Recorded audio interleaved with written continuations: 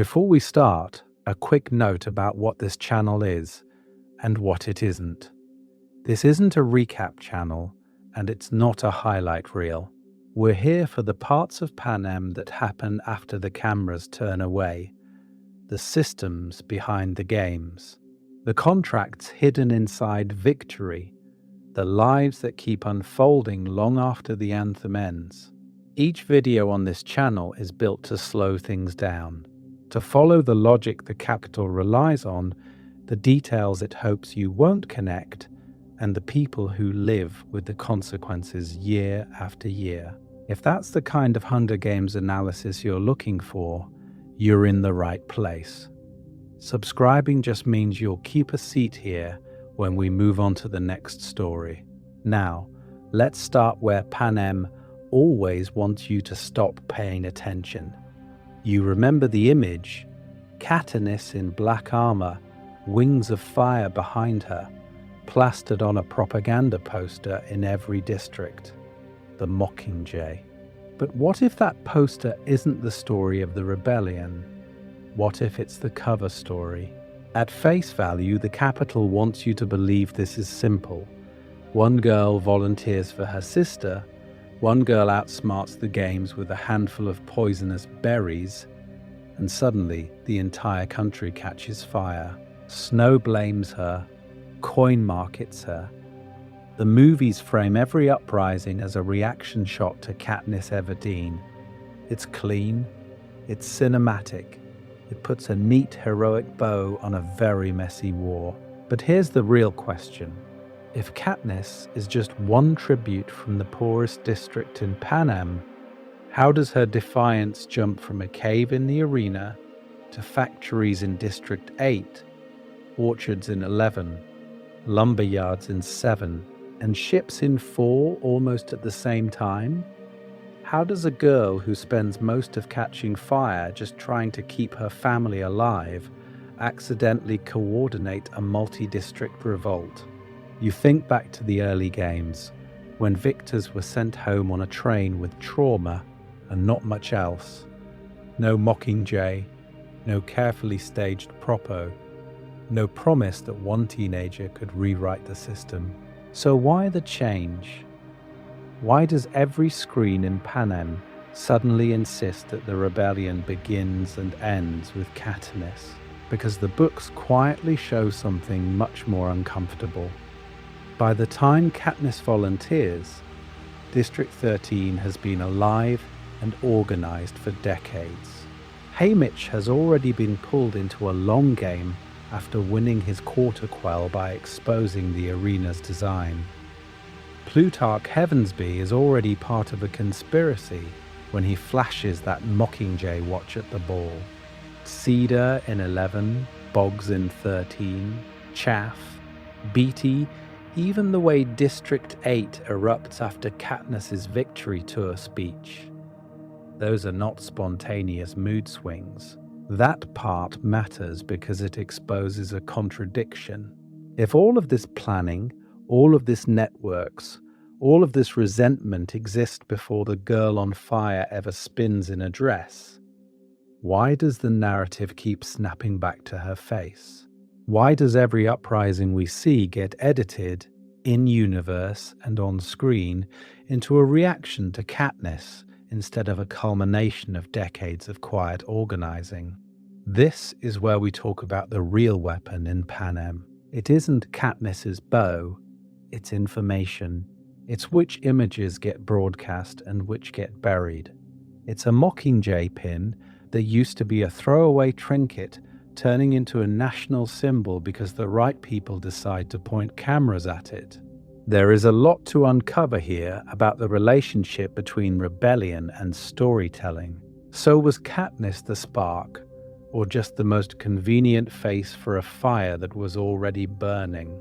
In the next section, we're going to cover how those scattered embers in each district were already waiting for a symbol long before the Capitol ever put her on a poster. Panem on the edge. Why rebellion was inevitable. Panem doesn't go from obedient to exploding trains in one girl on fire dress. It goes because the whole system is already cracking. To see that, you have to zoom out, back to right after the dark days when the capital has just won. The districts are bombed out, starved, freshly traumatized. Back then, the fear is immediate and physical. You remember Katniss describing mass graves, ruins, the old arena in the woods at 12. The message is simple. We can erase you. No questions asked. 75 years later, that raw terror has cooled into something slower and more dangerous. Resentment. This is where we talk about Snow's real talent, not flashy executions. Containment. He turns the Hunger Games into a yearly pressure valve. At face value, it's punishment and entertainment. But here's the real question. Why repeat the same horror every year, on schedule, with pageantry? Because ritualized violence keeps every district busy grieving its own children, instead of organizing together. Snow's strategy is long-term social engineering. The games, constant propaganda, peacekeepers shipped in from other districts, and resource chokeholds all work together. District 12 is kept starving. District 1 and 2 get just enough privilege to feel superior. District 11's harvest feeds everyone but its own people. That part matters because jealousy between districts is cheaper than open war. Why blame the capital when you can blame the career kids who stole your victor slot? So when uprisings start flaring, the speed is suspicious on purpose. Why does District 11 erupt the moment Rue dies? Why does District 8 organize a factory revolt before Katniss ever sets foot in 13? Why does District 4, supposedly loyal, flip so quickly that its victors are already in on the Quarter Quell plan? The reason is that anger has been simmering for decades. Katniss just gives it a focal point. And notice who already knows. District 13 has intel on multiple rebellions before the capital admits they exist. They've been alive, underground, for roughly the same 75 years the games have run, quietly monitoring broadcasts, tracking peacekeeper movements, cataloguing every victor who might be useful. When Plutarch Heavensby discovers Haymitch's arena map trick, that's recruitment, not fanboying. Now fold the victors back into this. Winning the games is framed as escape. Mansion, food, safety from the reaping. But victory is not the end of the games. It's the start of a new captivity.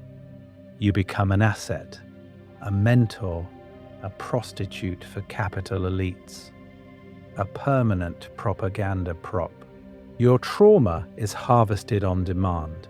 Some victors break and stabilize the system, numbing their districts into hopelessness. Others, like Beatty, Johanna, Finnick, Cedar, turn that same trauma into fuel.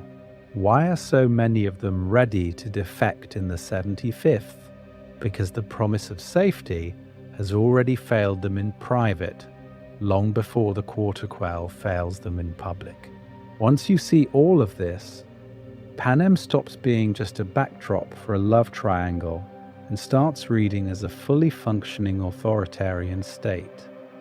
And that changes how you judge everyone. Coin's cold calculus, Plutarch's staged hope, even Snow's obsession with optics, they're all playing on a board that was collapsing anyway. So in the next section, we're going to cover how those pre-existing fractures turn into an actual network, who was talking to whom, and how Katniss's image becomes the perfect weapon in someone else's information war. So if it wasn't Katniss, what actually lit Panem up? So if the board was already collapsing, here's the twist. Katniss doesn't flip it. She just walks onto it and suddenly everyone realizes the game pieces were already moving. At face value, the story tells you she's the spark, the girl on fire, the reason the districts rise. But here's the real question. What if she's not the origin of the rebellion at all? Just the focal point that every pre-existing force in Panem decides to shine a spotlight on at the exact same time.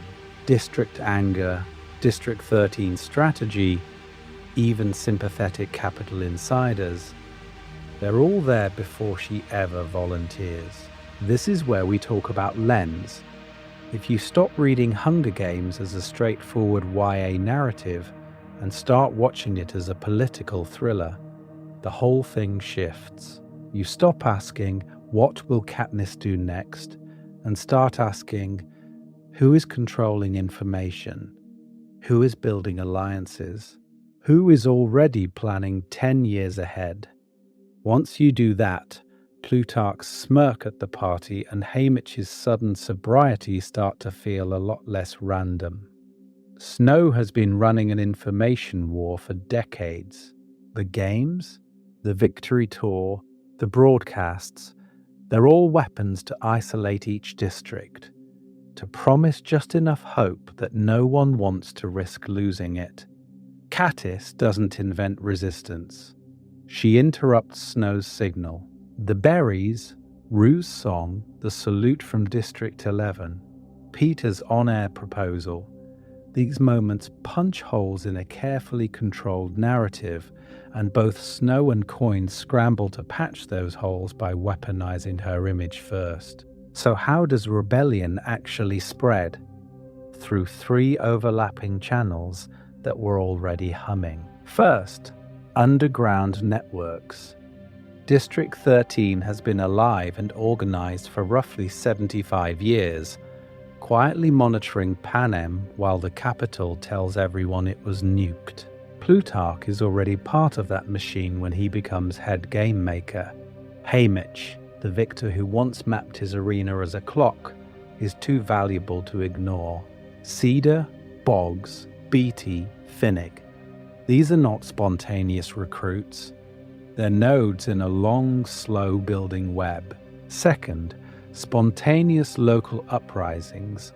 District 8 erupts after Katniss's visit, but the resentment and organization are clearly in place already. One speech doesn't create a riot from nothing. District 11's people are ready to stand up the moment they see Rue honored. Districts 4 and 7 later move fast because they've been waiting for any sign the rest of Panem will move with them. Katniss's actions don't plant the seed, they give those districts proof they're not alone. Third, hijacked media. The real weapon in this war isn't a bow, it's a broadcast. The games themselves become a glitchy propaganda feed as tributes send messages instead of just dying on schedule. Then the propo hit. Coin and Plutarch cut together Katniss's grief, defiance, and raw fear into a portable myth, something that can be smuggled into every district screen. That part matters because once the Mockingjay is a symbol on repeat, people can organize around an idea even when they can't talk across district lines. There is a lot to uncover here. Plutarch's long game, Haymitch's secret role, the way Districts 8 and 11 were already ready to burn the system down before they ever saw a pin. So next, we're going to cover how those channels connect in practice, who's talking to whom, and how a single girl from 12 becomes the shared language of an entire revolution. Your map to the underground, how this breakdown will work. So to keep all of that straight, you need a map, not of Panem's train lines, but of how this rebellion actually travels. Because if Katniss is the face on the poster, here's the real question. Who built the printing press? Who hung the posters? And who decided which districts would even see them? We're going to cover this in 4 big movements. First, we go back before the berries, back to Snow's system doing exactly what it was designed to do: contain. This is where we talk about the games as infrastructure, not entertainment. Resource chokeholds, peacekeeper rotations, the way tesserae and public whippings keep each district focused on survival instead of coordination. We'll track how District 13 slips out of that net and spends 70 plus years watching, waiting, and quietly building a parallel state while the capital sells a nuclear graveyard. Then we hit the 74th games as an inflection point, not a miracle. At face value, it's just another year, another doomed pair from 12.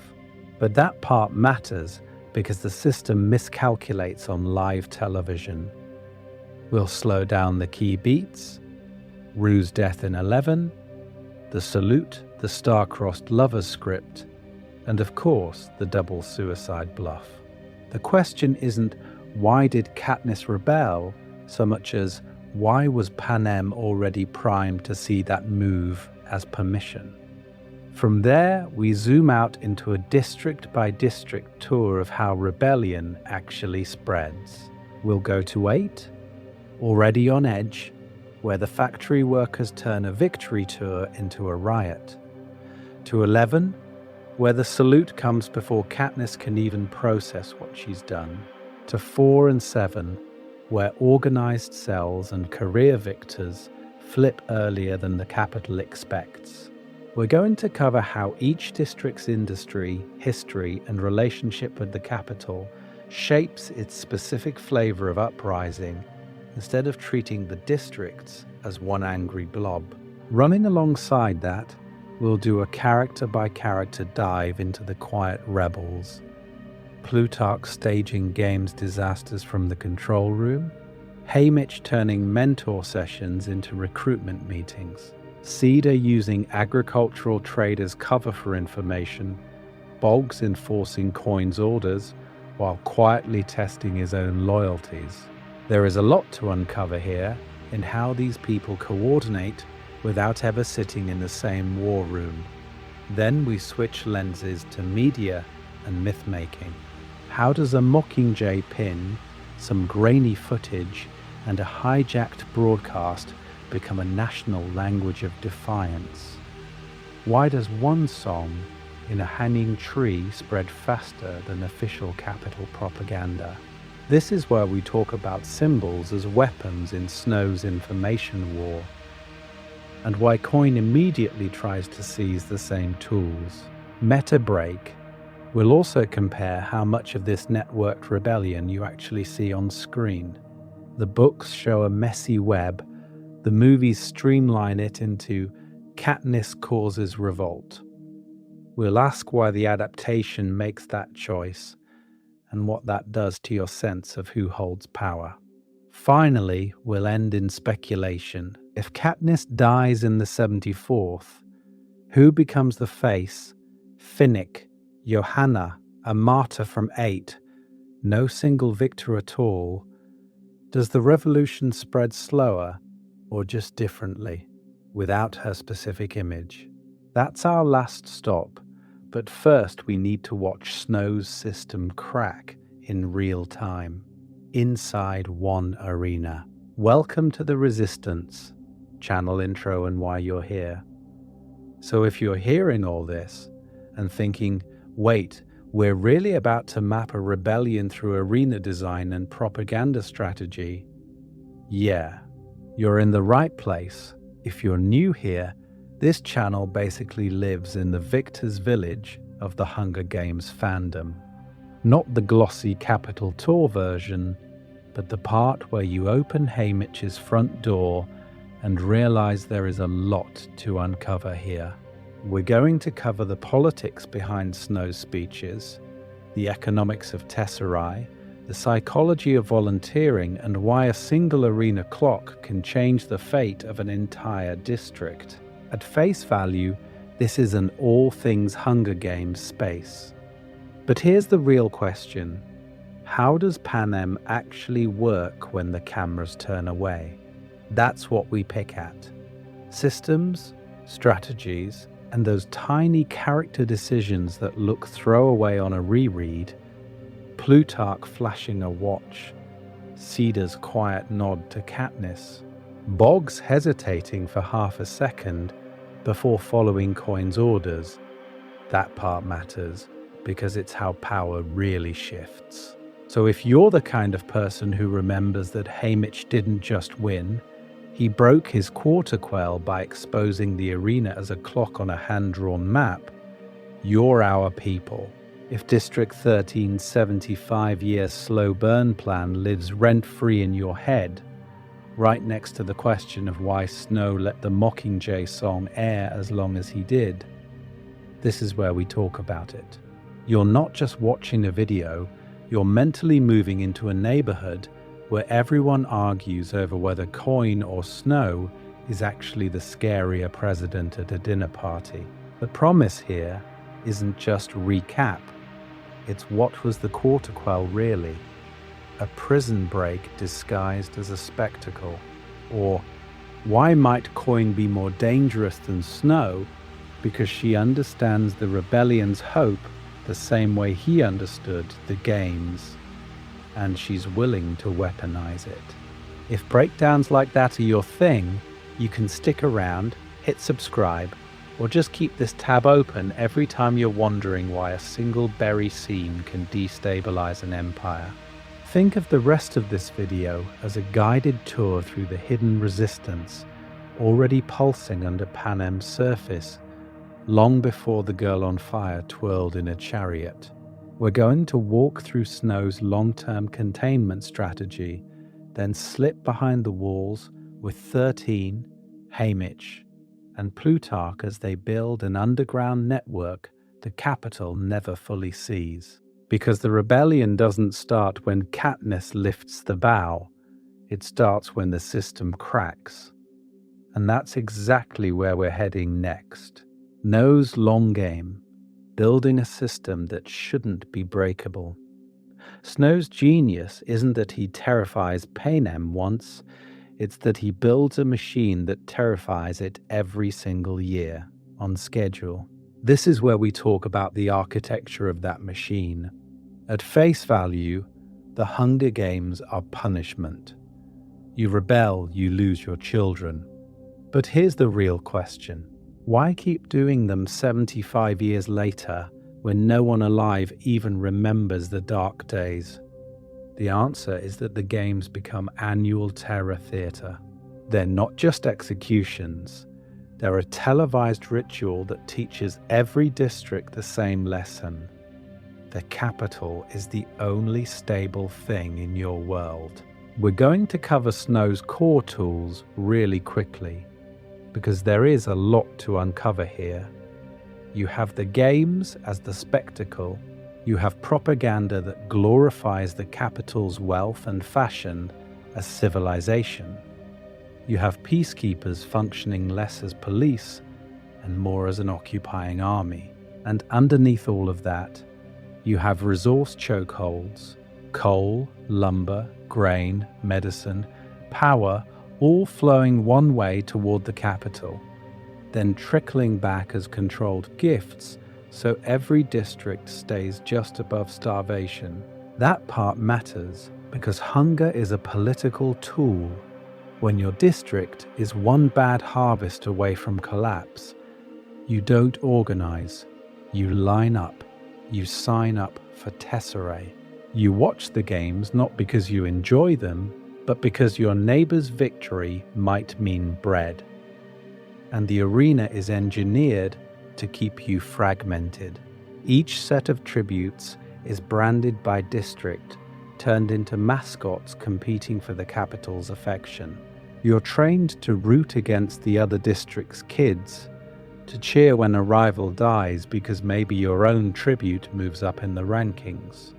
Careers from 1, 2, and 4 are rewarded for loyalty with better odds, better training, better food.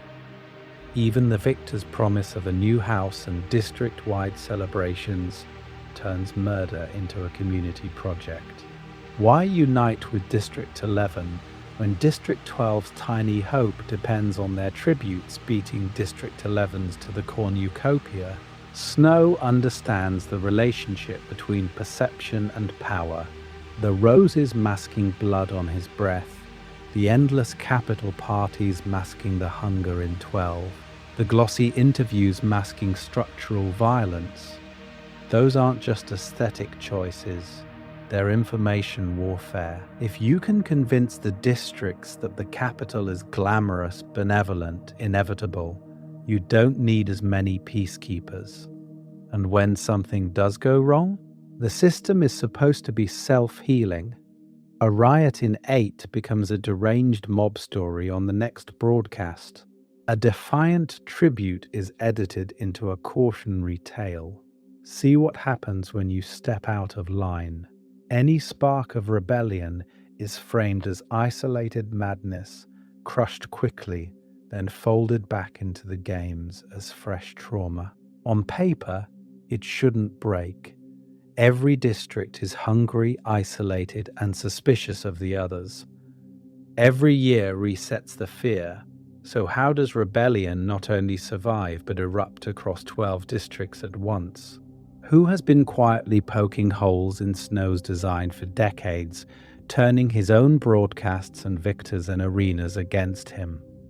We're about to step behind the cameras and into that network. District 13, the ghost district that never died. And the answer is, you leave the map wrong on purpose. This is where we talk about District 13, the ghost district. The cautionary tale Snow waves at the camera for 75 years. Rebel, and you end up a smoking crater. At face value, 13 is gone. The capital obliterated it in the dark days, remember? Mushroom cloud, rubble, end of story. But here's the real question. If 13 was truly wiped out, why does no one ever go there? Why are there no capital victory tours through the ruins, no propaganda tourism, no live broadcasts from the ashes? The reason is simple and terrifying. District 13 never died. It went underground. Canonically, 13 has been alive and organized for roughly 3/4 of a century, specializing in nuclear technology and military command. That part matters because it explains the relationship between 13 and the capital after the war. They don't just stop fighting, they negotiate. You keep your nukes, we keep our narrative. The capital gets to sell the promise that rebellion equals annihilation, and 13 gets to vanish into the bedrock and rebuild. So what do you do with a district full of weapons experts and command staff when you can't win a straight war? You turn them into a bunker society. We're going to cover this more when we talk about coin, but for now, picture the opposite of the game's arenas. No spectacle, no randomness. Every schedule, every calorie, every birth is regulated. 13's strategy is to survive long enough for the capital to rot from the inside. Go underground. Stay rigid. Wait. And while they wait, they watch. This is where the quiet part of the rebellion lives.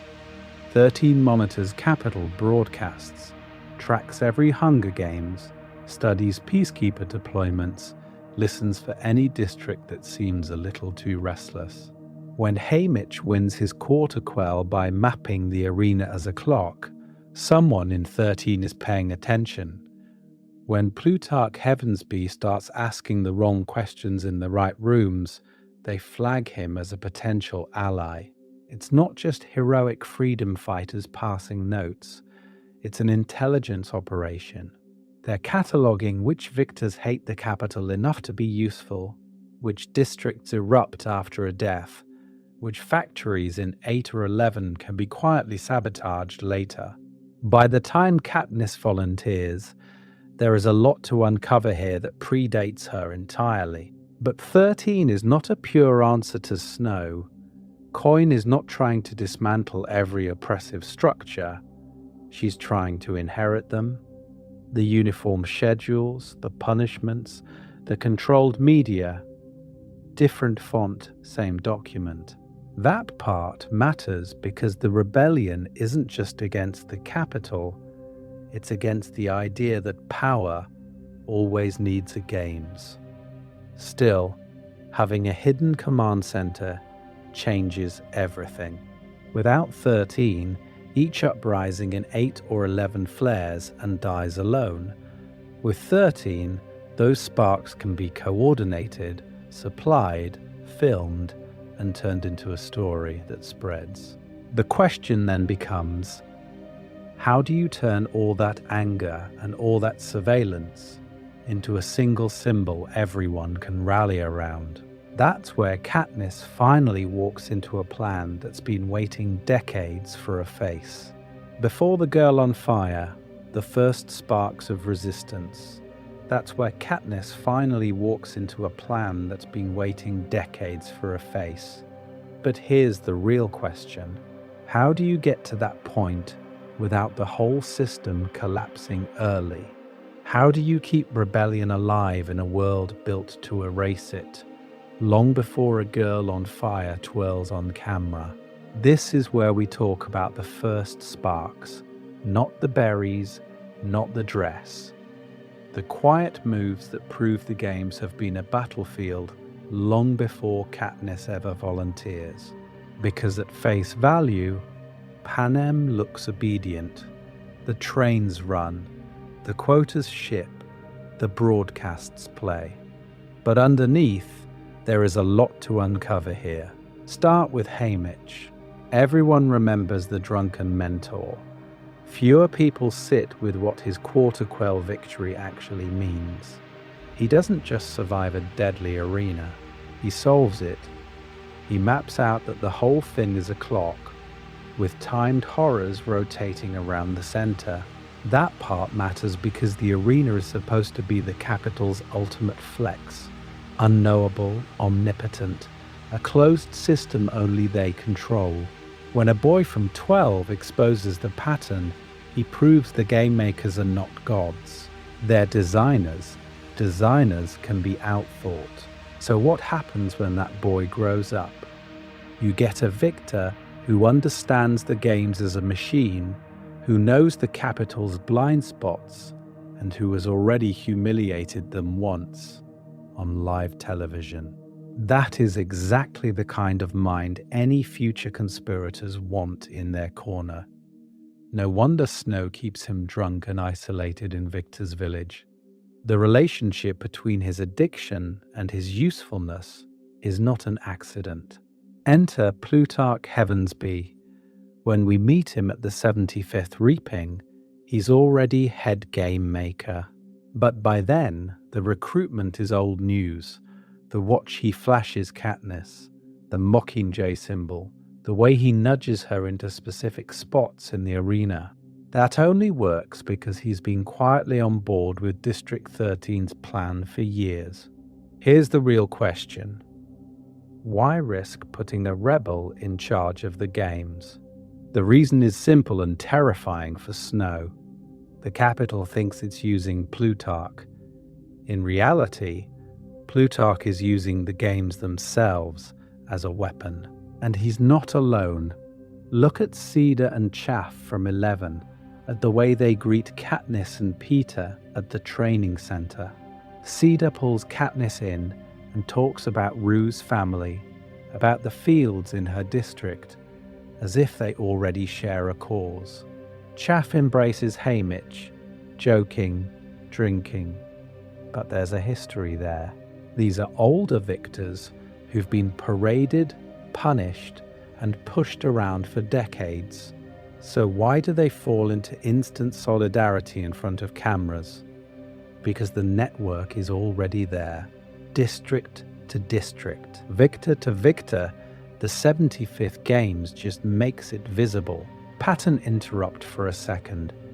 Not every act of rebellion is a speech or a riot. Sometimes it's a coal miner in 12 slowing down his shift by 10 minutes. It's the illegal trade in the hob, where people quietly decide the capital's currency isn't the only economy that matters. It's a peacekeeper who pretends not to hear the hanging tree hummed under someone's breath, even though that song is banned for a reason. It's a black market squirrel, a smuggled loaf of bread, a rigged scale in a lumber yard in 7. Individually, these things seem tiny, but the reason they matter is that they keep the idea of no alive. Every time a worker drags their feet, every time a song survives another generation, the capital's total control slips by a fraction. By the time Katniss volunteers, Panem isn't a calm, stable country suddenly shocked by one girl's defiance. It's a dry forest. The resentment is already there, the alliances are already forming, and the cameras are already pointed at the arena. Katniss isn't the first spark. She's just the first one the capital accidentally broadcasts to everyone at once. And once that spark is public, the entire logic of the games and of Victor's village has to be rewritten. So how does the capital try to put that fire back in the box? And why does every move they make only spread it further? Why Snow's information war was already cracking? So if the capital accidentally broadcasts a spark, why does it spread so fast? To answer that, we have to look at Snow's favorite weapon, not mutts, not peacekeepers. His information war. At face value, the system looks airtight. Every year, the games are the main event on every screen in every district, mandatory viewing dressed up as national tradition. The capital controls the cameras, the commentary, the edits. They frame tributes as plucky contestants, victors as grateful celebrities, and the districts as loyal, hungry audiences who should be honored just to be included. You don't get a choice. You get Caesar Flickerman. But here's the real question. If Snow's narrative is so total, why do we see cracks everywhere by the time Katniss enters the arena? This is where we talk about the limits of any monopoly on information, even one backed by hovercrafts and whips. Because Panem has its own informal network, and it doesn't run through the capital's studios. You have the Hob in District 12, where traders swap more than squirrels and coal dust. Traveling merchants carry stories between districts along with contraband cloth and medicine. Even peacekeepers become part of the leak. They're shipped from one district to another, drinking, gambling, and quietly telling people what they've seen elsewhere. There is a lot to uncover here. Who won which games, which district almost rioted, which victor mouthed off on camera, and then mysteriously vanished. None of that is in the official recap, but everyone hears it anyway. And after 75 years of this, something strange happens. The terror gets dull. The first games were raw shock, but by the 60th, 70th, 74th, in non-career districts, the games become background noise you endure while you cook or hide in the woods. Kids grow up with a constant loop of blood and confetti, and that part matters because routine horror is easier to question than fresh horror. Once it feels repetitive, you start asking why. Why are we still doing this? Why are our children paying for a war none of us even remember? That erosion isn't just in the districts, it's inside the capital itself. People who work closest to the machine are the first to see the gears grinding up human beings. Cinna turns the opening ceremony, the purest propaganda stage, into a subtle act of defiance. Plutarch Heavensby, the man literally programming the spectacle, is already in contact with District 13, before Katniss ever volunteers. When the stylist and the head game maker start pushing back, you know the story is slipping out of Snow's hands. So we're going to cover the real problem for Snow. His entire strategy depends on controlling what you see and how you interpret it. But what happens when one televised moment refuses to fit the script? When two tributes threaten double suicide with a handful of berries, and that footage has to be replayed in every district, to every citizen in the capital and beyond. What happens when the games themselves broadcast the one thing Snow can't afford to show? Hope. And once hope is on a loop, how do you ever edit it back out? The 74th games as a broadcast glitch, Katniss enters the story. So when those berries hit the screen, you're not just seeing a romantic stunt. You're watching the 74th games crash into a system that's already glitching. This is where we talk about Katniss entering a story that started long before her. At face value, the 74th looks simple. A poor girl from District 12 volunteers, becomes the girl on fire, teams up with a tiny tribute from 11, and then forces the capital to crown two victors. But here's the real question. Why do those same beats land so differently in every district? And why do they terrify Snow and thrill people in 13 at the exact same time? Start with the volunteering. In 12, that never happens. So when Katniss steps forward, you're seeing a local miracle, someone refusing the script of passive suffering. To the career districts, especially 1 and 2, it reads as amateur hour, almost embarrassing. Volunteering is their whole identity. But to outer districts, it plants a question: if a starving hunter can choose, what else could we choose? Then, Cinna sets her on fire.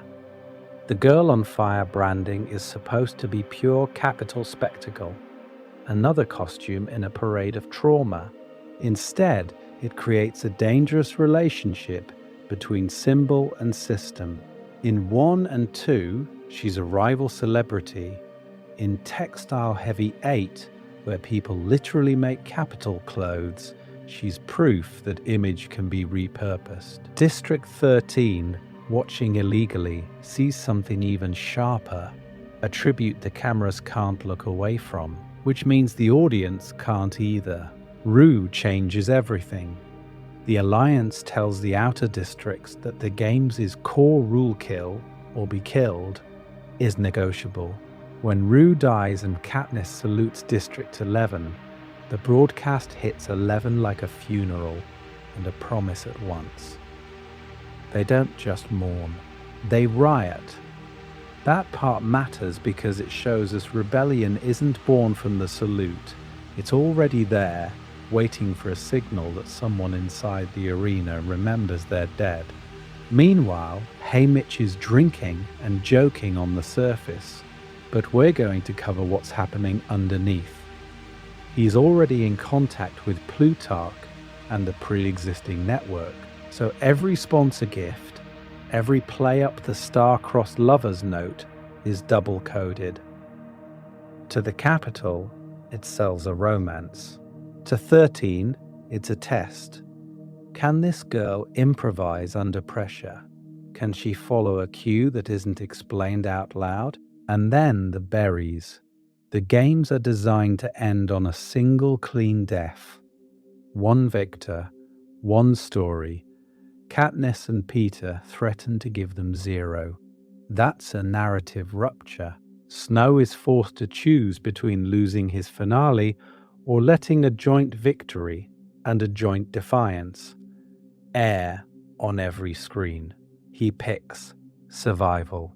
So the capital edits it into a fairy tale, but the districts replay it as blackmail in reverse. Here's the real question going forward. Once you've seen 2 tributes refuse the last command the games ever give, kill the person you love, How do you go back to believing the capital's promise that there's no other way to live? District 11's riot, proof Panem was already ready. You don't have to wait for the Mockingjay propo to see Panem crack.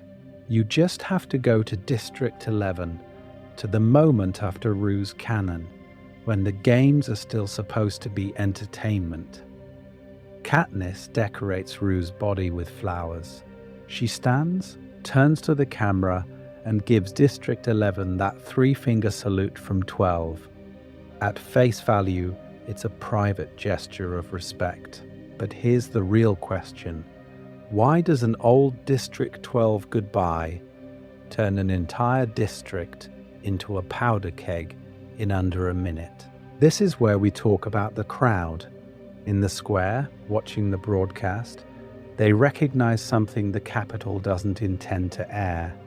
A victor in the making openly mourning a dead child the way you would mourn a neighbor. One man raises his hand, then another. Suddenly, the whole district mirrors Katniss. Three fingers up, silent, unified. No speech, no agenda, just a shared refusal to clap for the games. And then it snaps. A man steps forward, smashes a crate, takes out a peacekeeper. The square erupts. People rush the guards, tear down equipment, throw rocks. It's messy, chaotic, and crucially, nobody had a memo from District 13 telling them today is uprising day. There is a lot to uncover here because the Capitol wants you to believe rebellion is always some coordinated conspiracy. District 11 proves it can also be a reflex. Why is 11 ready to move that fast? The reason goes way beyond loving Rue. This is a district that grows food it doesn't get to eat.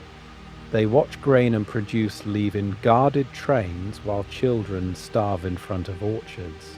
Public whippings are standard discipline, not a rare escalation. Quotas are brutal. Missing them means collective punishment. The relationship between 11 and the Capitol is basically, you feed us, we starve you. So when they see one of their own, a tiny agricultural tribute, used as a prop in the games, and then honored by another tribute on live television, it doesn't create their anger. It reveals it. Rue's death is a trigger, not a cause. That part matters because it tells you the district was already one bad day away from open revolt. Now you might say, doesn't the Capitol just censor the riot? Absolutely. They cut the feed, they edit the recap, they pretend it was a minor disturbance. But information in Panem doesn't only travel through screens, it travels with peacekeepers reassigned between districts, with traders on black market routes, with migrants and prisoners and avoxes who saw too much. Did you hear 11 attack the peacekeepers after their girl died? Becomes a whispered story in 8, in 7, in 4. So why does this small local explosion matter to the larger rebellion? Because it proves the fuel is already there in multiple districts. 8 will riot after the victory tour. 7 will start hanging peacekeepers from trees. 4 will mutiny at sea. District 11 is just the first time we see the match hit one of those tinder piles on camera. And once you know 11 didn't need Katniss's permission to fight back, the next question is unavoidable. How many other districts were already planning to burn before anyone ever painted a Mockingjay on a flag? District 8 and the factory floor flashpoint. If District 11 is a field that suddenly erupts, District 8 is a pressure cooker. On paper, it's just textiles, fabric, uniforms, medical supplies. At face value, it sounds almost safe compared to coal mines or lumber mills. But this is where we talk about how the Capitol weaponizes even soft labor. 8 is full of factory floors, hot, crowded, deafening. Long shifts, repetitive motions, machinery that can maim you in a second. You spend 12, 14 hours shoulder to shoulder with the same people, day after day. That part matters because those conditions are terrible for bodies, but perfect for ideas. You can't organize in a mine where a whisper might get buried under rock. You can organize on a factory line. You have routines, signals, the same supervisor patterns. You know who hates the capital, who has a cousin disappeared by peacekeepers, who's willing to take a risk. The capital thinks it's packed workers efficiently. In reality, it's packed a district with potential cell meetings every shift change. By Catching Fire, we hear about District 8's uprising almost in passing. It's off-page, filtered through Snow's threats and Capitol broadcasts, then later through Katniss's briefings. But pay attention to the timing. The riot in 8 starts before Katniss ever sets foot in District 13 as the official Mockingjay, before the carefully scripted propos, before Coin can point a camera at her and say, "Perform." The answer can't just be Katniss. She's in 12, then in the arena. 8's workers have already been watching the games for years, watching victors break down, watching the promise of safety erode. When they see the berries stunt, when they hear whispers about District 11's riot during the victory tour, here's the real question. What does that do on a factory floor where everyone is already angry, already exhausted, already bleeding on Capitol fabric? It tells them they're not alone. The relationship between Katniss and District 8 isn't leader-follower. It's signal-receiver. Her defiance doesn't install rebellion in their heads. It confirms something they were afraid to say out loud. If 2 tributes can threaten the games and live, maybe a district can threaten a peacekeeper station and survive. Hope stops being abstract. It becomes a tactic. And we're going to cover this more later, but once 8 erupts, 13 doesn't start the fire. They move to frame it. Boggs and the rebel leadership send teams, medics, and, crucially, cameras. They film hospital wards, bombed roofs, workers chanting in bloodied uniforms. Rebellion spreads through images of rebellion. One district sees another on screen and realizes, we're not the only ones breaking the rules of Snow's game. So why does this small early flashpoint matter so much? Because it proves the revolution isn't a single spark. It's a grid. If 8 and 11 can move on their own, how many other districts are already stockpiling weapons, passing notes on factory floors, or muttering plans over fishing nets and lumber saws? And the bigger, more dangerous question, who's out there quietly stitching all of these separate fires into one controlled blaze? And what happens if the person holding that thread doesn't actually want the same future you do?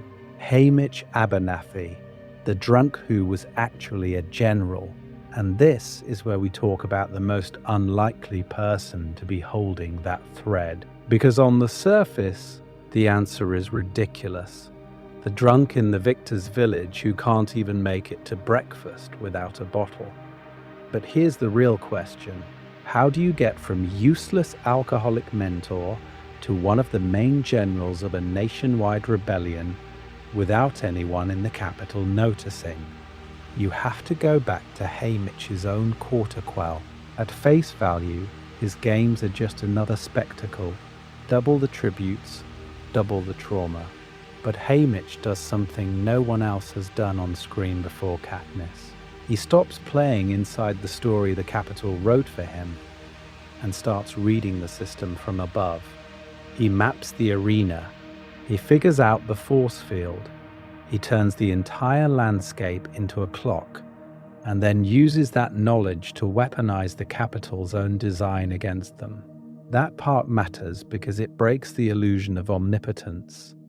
If a poor kid from District 12 can reverse engineer your death maze with nothing but observation and spite, how godlike are you really? Snow sees that immediately. The capital doesn't just punish him with nightmares, they kill everyone he loves. They strip away any promise that being a victor means safety. What's left is a man who drinks to function, but also a man with nothing left to lose and a very clear understanding of exactly who did this to him. So what does Snow accidentally create? A long-term problem. For the next 25 years, Haymitch is forced into a role the capital thinks will keep him contained. Mentor. That means yearly trips to the capital, direct access to other victors, time in trains, prep rooms, and lounges where the cameras aren't always on, and where trauma lowers people's guard. We're going to cover how victors are used as propaganda, but here you see the crack in that plan. Every games, Haymitch watches another pair of kids from his district die. Every games he debriefs with other victors who are just as broken, just as angry, and just as trapped. What kind of conversations do you think happen after the cameras cut? How many subtle questions about force fields, peacekeeper rotations, or food shortages can you hide under a slurred joke? There is a lot to uncover here, because by the time Plutarch Heavensbee steps into the story, Haymitch already has a mental map of not just arenas, but people. Cedar in 11, Chaff, BT and Wyres, Finnick and Johanna. He knows who hates the capital for what reason, who has family leverage, who might move if they saw even a hint of real hope. So when Plutarch and District 13 start formalizing their long game, Haymitch is the perfect liaison. He's the proof that arenas are systems with weaknesses. He's the one with existing relationships across districts. And crucially, he understands that the rebellion needs a symbol the cameras will chase. Haymitch doesn't just stumble into the Mockingjay plan, he's been pre-gaming it for decades. That's why, once Katniss holds up the berries, the spread feels instantaneous. The groundwork is already there. Victors in 8, 11, 7, 4 aren't suddenly angry. They're suddenly coordinated. Haymitch knows who to nudge, who to protect, and who to sacrifice. So when you watch him passed out in that trashed victor's village house, you're not just looking at failure, you're looking at a war room in disguise. But if Haymitch is the general in the shadows, who's actually moving the pieces on the board inside the capital itself, Plutarch Heavensbee, sabotaging the games from the inside the capital, that war room in disguise has a mirror. It's just cleaner, better lit, and technically has a government salary. His name is Plutarch Heavensbee. At face value, Plutarch is the model head game maker. He laughs at the right parties, flatters Snow, and designs cruelty with a flourish. But here's the real question. Why does a man that deep in the capital's inner circle casually flash Katniss a watch with a glowing Mockingjay on it? By the time that watch appears at the Victory Tour party, he's not testing the symbol, he's signaling membership. He's already aligned with District 13. You see tributes with spears and bows. Plutarch controls cameras, edits, and feeds. In Panem, controlling the games means controlling the biggest broadcast in the country. He decides which district gets to see Rue's song, which kiss is replayed, which moment of defiance is cut, or even more dangerous, aired on a loop. That part matters because rebellion isn't just about who's angry, It's about who knows other people are angry too. So when Plutarch takes over for Seneca Crane, he isn't just upgrading the arena, he's upgrading the weapon. Snow thinks he's hiring a more reliable executioner after the Berry incident. The irony is that he's actually promoting an embedded operative whose whole plan is to turn the games into a prison break tutorial. Look at the 75th arena. On paper, it's a spectacular punishment, a clock of horrors, each wedge a timed torture. But why a perfect clock? Why a single lightning tree that hits at predictable intervals? Why a force field that can be overloaded instead of some opaque, unbreakable shell? We're going to cover Beatty's genius later, but Plutarch's design hands him the parts. A conductive tree, a known schedule, a fragile dome.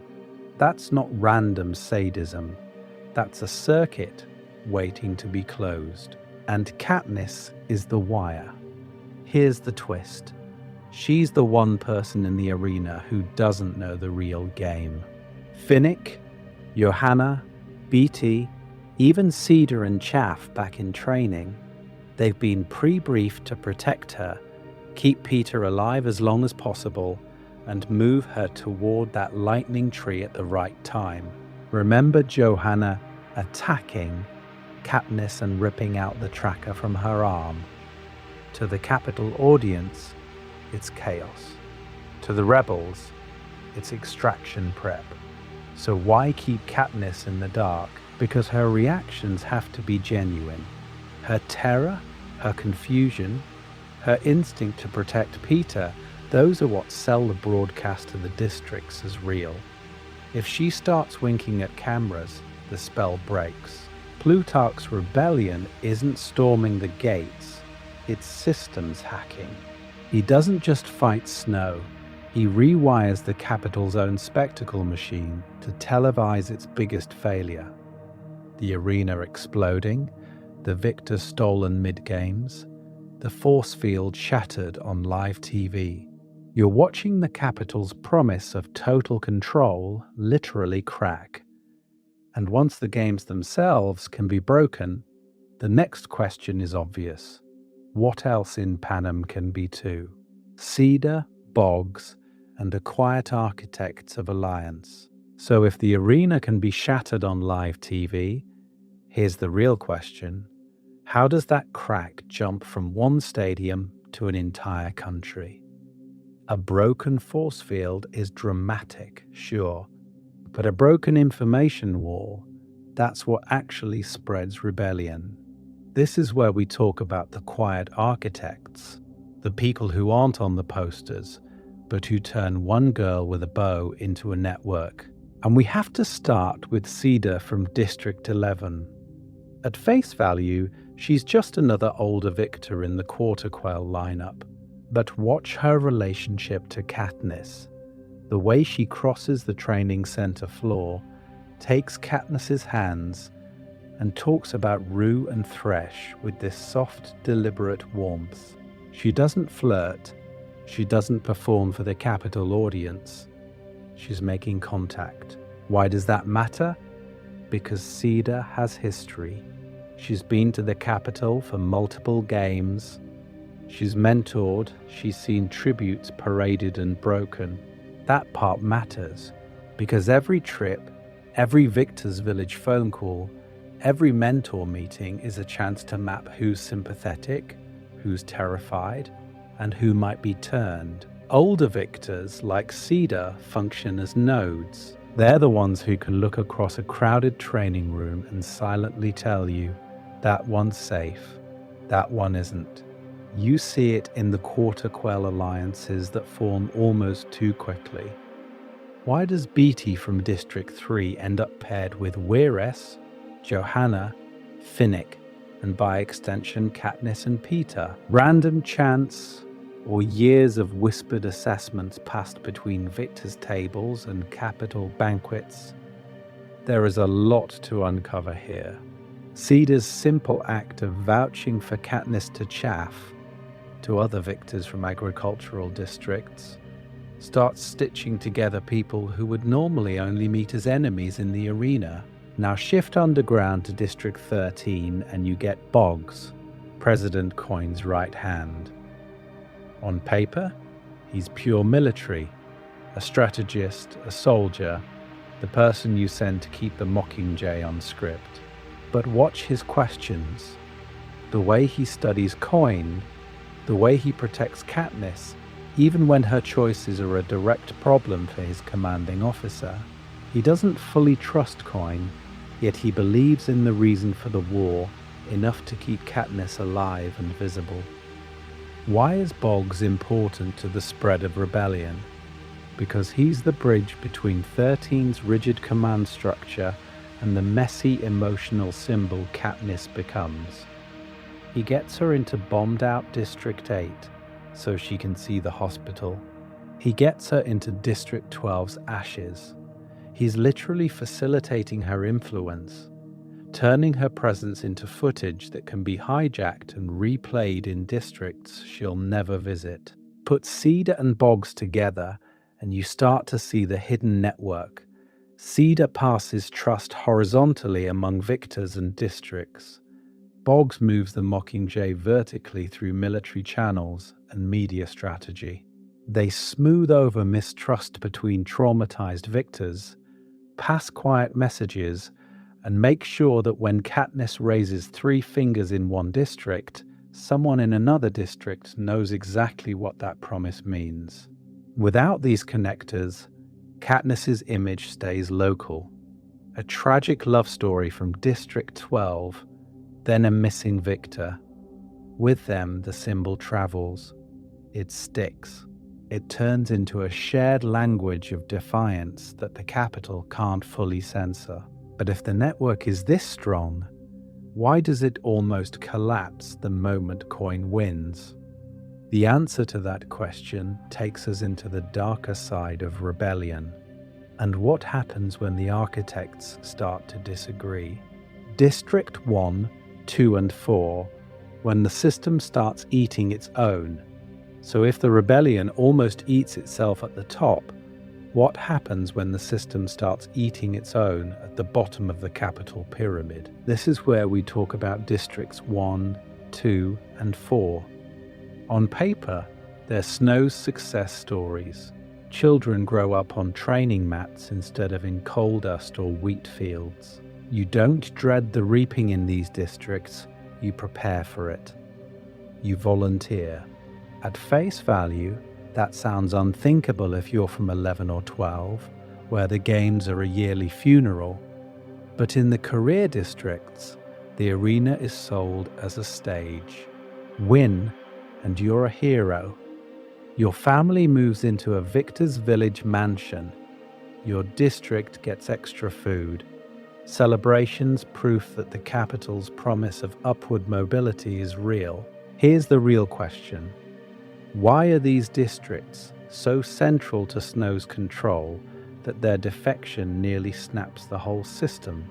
The reason is that they're perfectly tuned to his incentive structure. They get better peacekeepers, more stable supply lines, and a carefully cultivated sense of superiority over the backward districts. When you watch Marvel sneer at Rue's alliance with Katniss, that's not just one cruel boy, that's decades of propaganda saying, you are closer to the Capitol than to them. And that part matters, because it keeps the rest of Panem divided. If 1, 2, and 4 are busy competing for the Capitol's approval, they're not asking why 11 starves while they get luxury goods, or why 12's miners die in collapses while they're polishing swords. The relationship is transactional. You give us your best killers, we give you status. Hope, but with blood on it. But the cracks are already there in the victors. Finnick Odair is the perfect career poster boy at 16. Charming, lethal, adored. Then you find out the Capitol has been selling his body for years, threatening Annie and his district if he refuses. Johanna Mason wins by pretending to be weak, then is stripped, tortured, and turned into a warning. Any pride they once had curdles into hatred. The games don't end when they win. The arena just moves indoors. There is a lot to uncover here, because once those victors flip, they're not just angry, they're dangerous in a way Katniss alone never could be. Careers bring elite combat training, insider gossip about capital elites, and the symbolic shock value of seeing the capital's own favorites turn on camera. When Finnick hijacks the broadcast to expose Snow's abuses, that's a career victor weaponizing the very media that once sold him. So why is rebellion in 1, 2, and 4 Snow's worst nightmare? Because it means the hope he engineered has inverted. The volunteers he groomed are now volunteering for mutiny. Katniss is crucial, but she's one catalyst in a chain reaction. The berries rue, District 11's riot, Finnick's secrets, Johanna's rage. And the moment the career districts stop loving the games, the capital loses its sharpest sword. The next question is, who's actually steering that sword? And what happens when their vision of victory starts to look suspiciously Capital 2.0? Mid-tier districts, the missing angles we never see. So if the career districts are the sword, where's the rest of the body of this rebellion?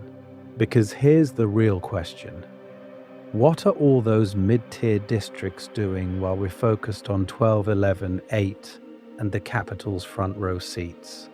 At face value, the story tricks you. The camera keeps swinging between coal dust, cotton fields, burning factories, and Snow's roses. You start to feel like Rebellion is a 3-district show with capital commentary. But Panem doesn't run on coal and textiles alone. There is a lot to uncover here once you remember that power. Trains, lumber, grain, and livestock are the quiet organs that keep the capital's body alive. This is where we talk about District 5, officially power and electricity. Unofficially, a giant off switch. We know they provide energy for the nation. We see their tribute in the 75th Games, and we watch 13 target a dam in Mockingjay. So, what happens before open war when you can't blow anything up yet? You slow it down. A turbine needs maintenance. Output drops 2% this month, 3% the next. Rolling blackouts mysteriously hit non-essential capital neighborhoods first. That part matters because every flicker of the lights reminds citizens that Snow's promise of control is not as absolute as his broadcasts. District 6 is transportation, which means trains, which means time. You don't need to derail anything dramatic to rebel. You just need delays. A shipment of Peacekeeper armor sits on a siding for 12 extra hours. Medical supplies for a Games Victor's tour arrive spoiled. A capital inspection team finds a routing error every other week. Is it incompetence or intent? The capital can't ever be sure, and that uncertainty is its own kind of sabotage. Jump to District 7, 9 and 10. Lumber, grain, livestock. These districts feed the capital's skyline and its dinner tables. Grain can be mismeasured. Livestock can get mysteriously sick. Lumber quotas can almost be met, but not quite. We're going to cover more open uprisings elsewhere, but these micro-rebellions are quieter. A broken saw here, a contaminated silo there, a rail car that leaves half full yet somehow weighs correctly on the manifest. So how do these districts even know when to push harder? News travels sideways. Peacekeepers are rotated between districts. They drink, they complain. They brag about putting down a riot in 11 or getting transferred out of that mess in 8. Victors meet in the capital, trade stories in dressing rooms and on trains. Cedar, Johanna, BT. Each conversation is a tiny broadcast the capital can't fully script. Then 13 starts hijacking the real broadcasts. Katniss's Propo don't just beam into 8 and 12. They slip onto hidden screens in 5, into back rooms at 6's rail yards, into a foreman's office in 9 where someone kept an illegal radio for the games. By the time the Mockingjay is official, a lot of these places aren't deciding whether to rebel. They're waiting. The question isn't, should we rise up? It's, is this the signal we've been stalling for?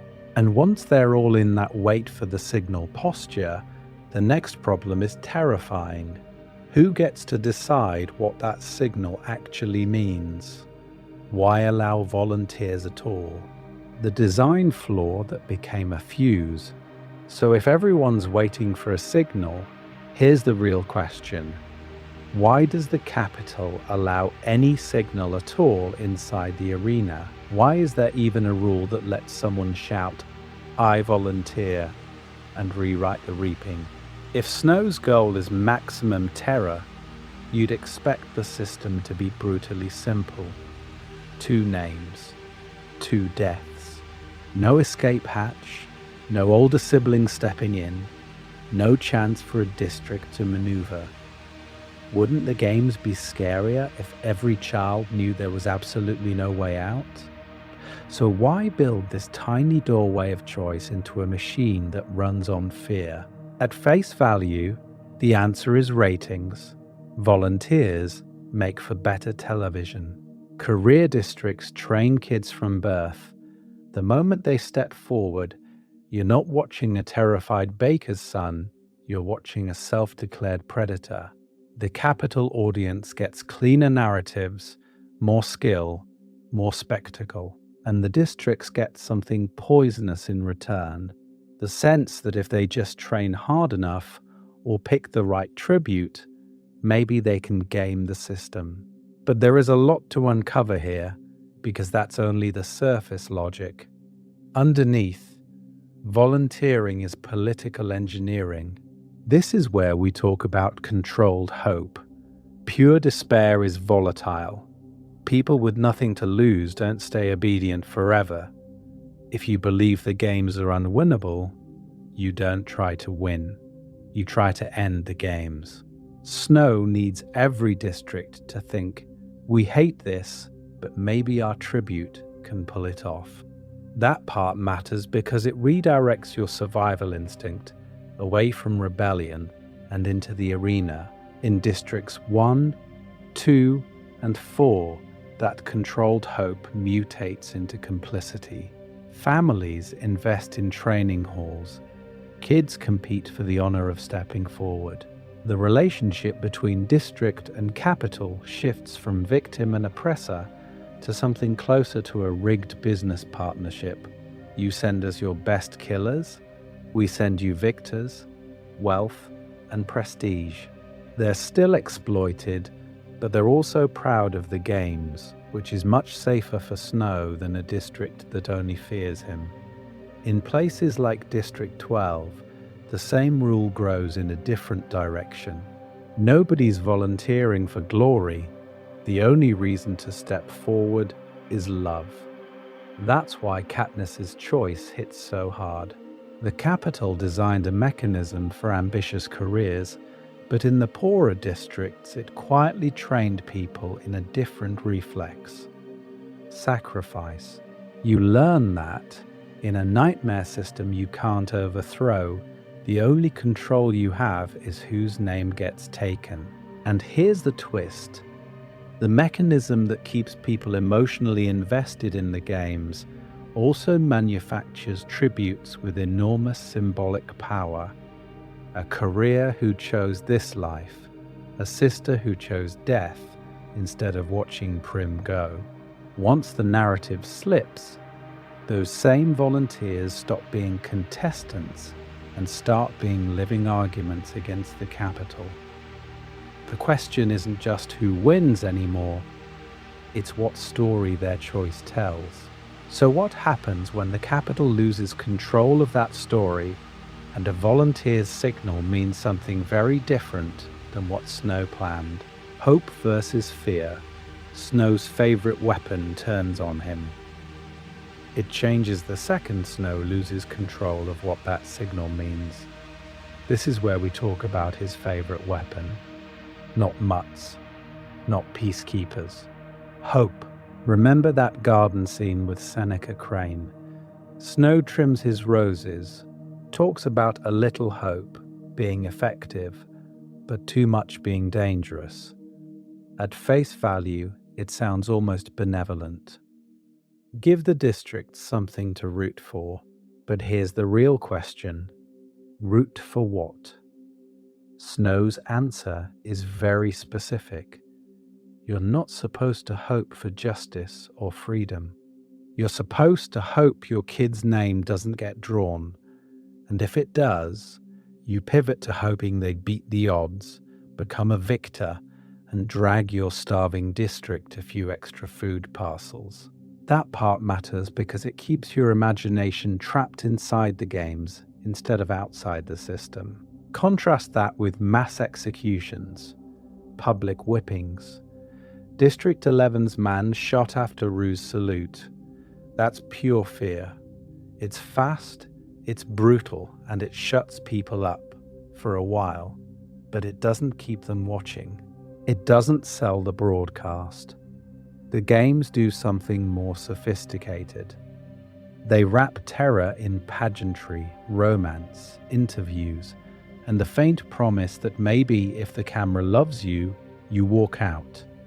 So why build Victor's Village, ship luxury trains, throw victory tours? We're going to cover this hope economy in detail, but you can already see the outline. Those mansions on the hill, the bakery refilled with sugar, the harvest festival that magically appears when your tribute wins, that's Snow paying interest on the promise he made in that garden. Obedience might pay off.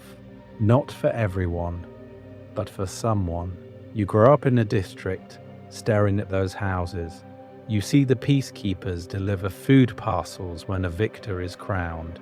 You watch the cameras pan over cheering crowds during the reaping recap. The relationship is clear. Play along, celebrate, and maybe your district gets a brief upgrade. The games become not just punishment, but a twisted opportunity. Katniss breaks that calculus in real time. Her volunteering already warped the narrative, but her real threat is how she shifts the target of hope. When she decorates Rue's body with flowers, when District 11 answers with a salute and a riot, the question in people's heads changes. It's no longer, could my child win? It becomes, could we stop this? Peter pushes it further. His rooftop speech about not wanting the capital to own him, the star-crossed lovers act that turns into genuine defiance, the berries. Each moment nudges the dial. People stop hoping to survive the games and start hoping to outlive the games. And once that happens, Snow's careful balance snaps. Too much hope in the wrong direction. Suddenly, every arena broadcast doubles as recruitment footage. Every act of mercy or rebellion, Rue's song, Thresh-sparing Katniss, Peter's speeches, plays on loop in districts already simmering. The games don't pacify anymore. They advertise an alternative. So what do you do if you're Snow, when your primary tool of control starts manufacturing revolution instead of obedience? The Mockingjay, how a bird became a broadcast signal. You take away the arenas, you tighten the broadcasts, you punish any tribute who steps out of line. That's Snow's instinct. But here's the real question. What happens when the symbol you're trying to erase isn't a person on a screen? It's a bird in the trees. This is where we talk about the mockingjay. At face value, it's just another species in the woods outside your district fence. But its entire origin story is a capital mistake. First, they engineered jabberjays, bioweapons built to record and repeat human speech, then fly home so the capital can spy on rebels. When those uprisings collapse, the jabberjays become useless, so the capital abandons them, assuming they'll die out. Instead, they breed with mockingbirds and create mockingjays, a new species that doesn't just mimic words, it repeats songs, whistles, whole melodies. There is a lot to uncover here, because that part matters because of the irony. A surveillance project meant to trap information ends up proving you can't contain it. The jabberjay was supposed to be a one-way wiretap. The mockingjay becomes an uncontrollable echo chamber for whatever the people choose to sing. The capital tries to listen in on rebellion and accidentally manufactures a metaphor for why their control will never be total. Messages leak, songs spread, sound refuses to stay put. And then that accident of biology gets a history. The pin we know doesn't start with Katniss. It starts with Maisily Donna in an earlier games, another girl from District 12 who dies in an arena no one really remembers. Her friend keeps the pin. That friend's daughter is Madge Undersea. Madge quietly hands it to Katniss before the reaping train, a tiny personal promise of protection that the cameras almost miss. But Cinna doesn't miss it. We're going to cover his role more later, but notice the relationship he builds with that bird. First, it's just jewelry on the girl on fire. Then the dress transformation in Catching Fire burns away feathers to reveal a full black mockingjay. Suddenly, the pin isn't background detail. It's the reveal. It's the headline. 1 second, capital couture. Next second, a banned species blazing across every screen in Panem. So why does that work so fast? Because the mockingjay becomes shorthand. Districts don't need manifestos or secret pamphlets. They see the bird and they know. Defiance. Survival. The possibility that maybe these games end someday. Rue's 4-note call. Mockingjays carry it. The salute in District 11. Surrounded by their songs. Even when Katniss is off screen, the sound design of rebellion is literally in the air. From a media theory angle, the capital accidentally invents the perfect logo for its own downfall. A symbol compresses a whole argument into one image you can paint on a wall, scratch into a table, stitch on a jacket, or flash in a crowd for half a second before peacekeepers notice. In a world with censored broadcasts and limited communication, you don't need a speech. You need a bird. And once every district is listening for that call, the real broadcast war can begin. Hijacking the airwaves, 13's propose versus the capital's propaganda. Once you have a symbol, you need a signal. The capital has owned the signal for 75 years. You turn on a screen in any district, and you're not just watching content, you're entering Snow's narrative. At face value, it's entertainment. Caesar's polished interviews, stylized reaping footage, with dramatic music, games highlights cut to make tributes look like eager contestants instead of terrified kids. But here's the real question. What happens when someone else grabs the remote? This is where we talk about the capital's usual control. Every broadcast is a promise and a threat rolled together. The reaping is framed as solemn tradition, the parade as glamorous spectacle, the arena as fair competition. When a victor wins, the edit tells you they chose this, they earned this, they're grateful. That part matters because it rewrites the relationship between the games and the districts. You're not being punished, you're being offered a chance for food, a chance to be that one in a million. District 13 understands that story better than anyone because they've been watching it in the dark for decades. So when Beatty joins their tech team, the plan isn't just hack the capital, it's hack the story. They learn the frequencies, the fail-safes, the backup relays under the rubble of 13's old infrastructure. And then they do the one thing Snow never planned for. They interrupt. You're in a district square, forced to watch another glossy capital update, and suddenly the feed glitches. Static. Then, the bombing of District 8. No filter, no triumphant score, just smoke, screaming, peacekeepers firing into a hospital. We're going to cover the military strategy elsewhere, but here, the weapon is the cut itself. 1 second you're seeing victors smiling with Caesar. The next, you're seeing the cost of those smiles in burned bodies and rubble. Katniss becomes the face of those interruptions. Her visit to the District 8 hospital is filmed from every angle, Coin and Plutarch hovering just off screen. When the Capitol bombs the building and Katniss turns to the camera and says, "If we burn, you burn with us," that's not just a speech, it's a trailer.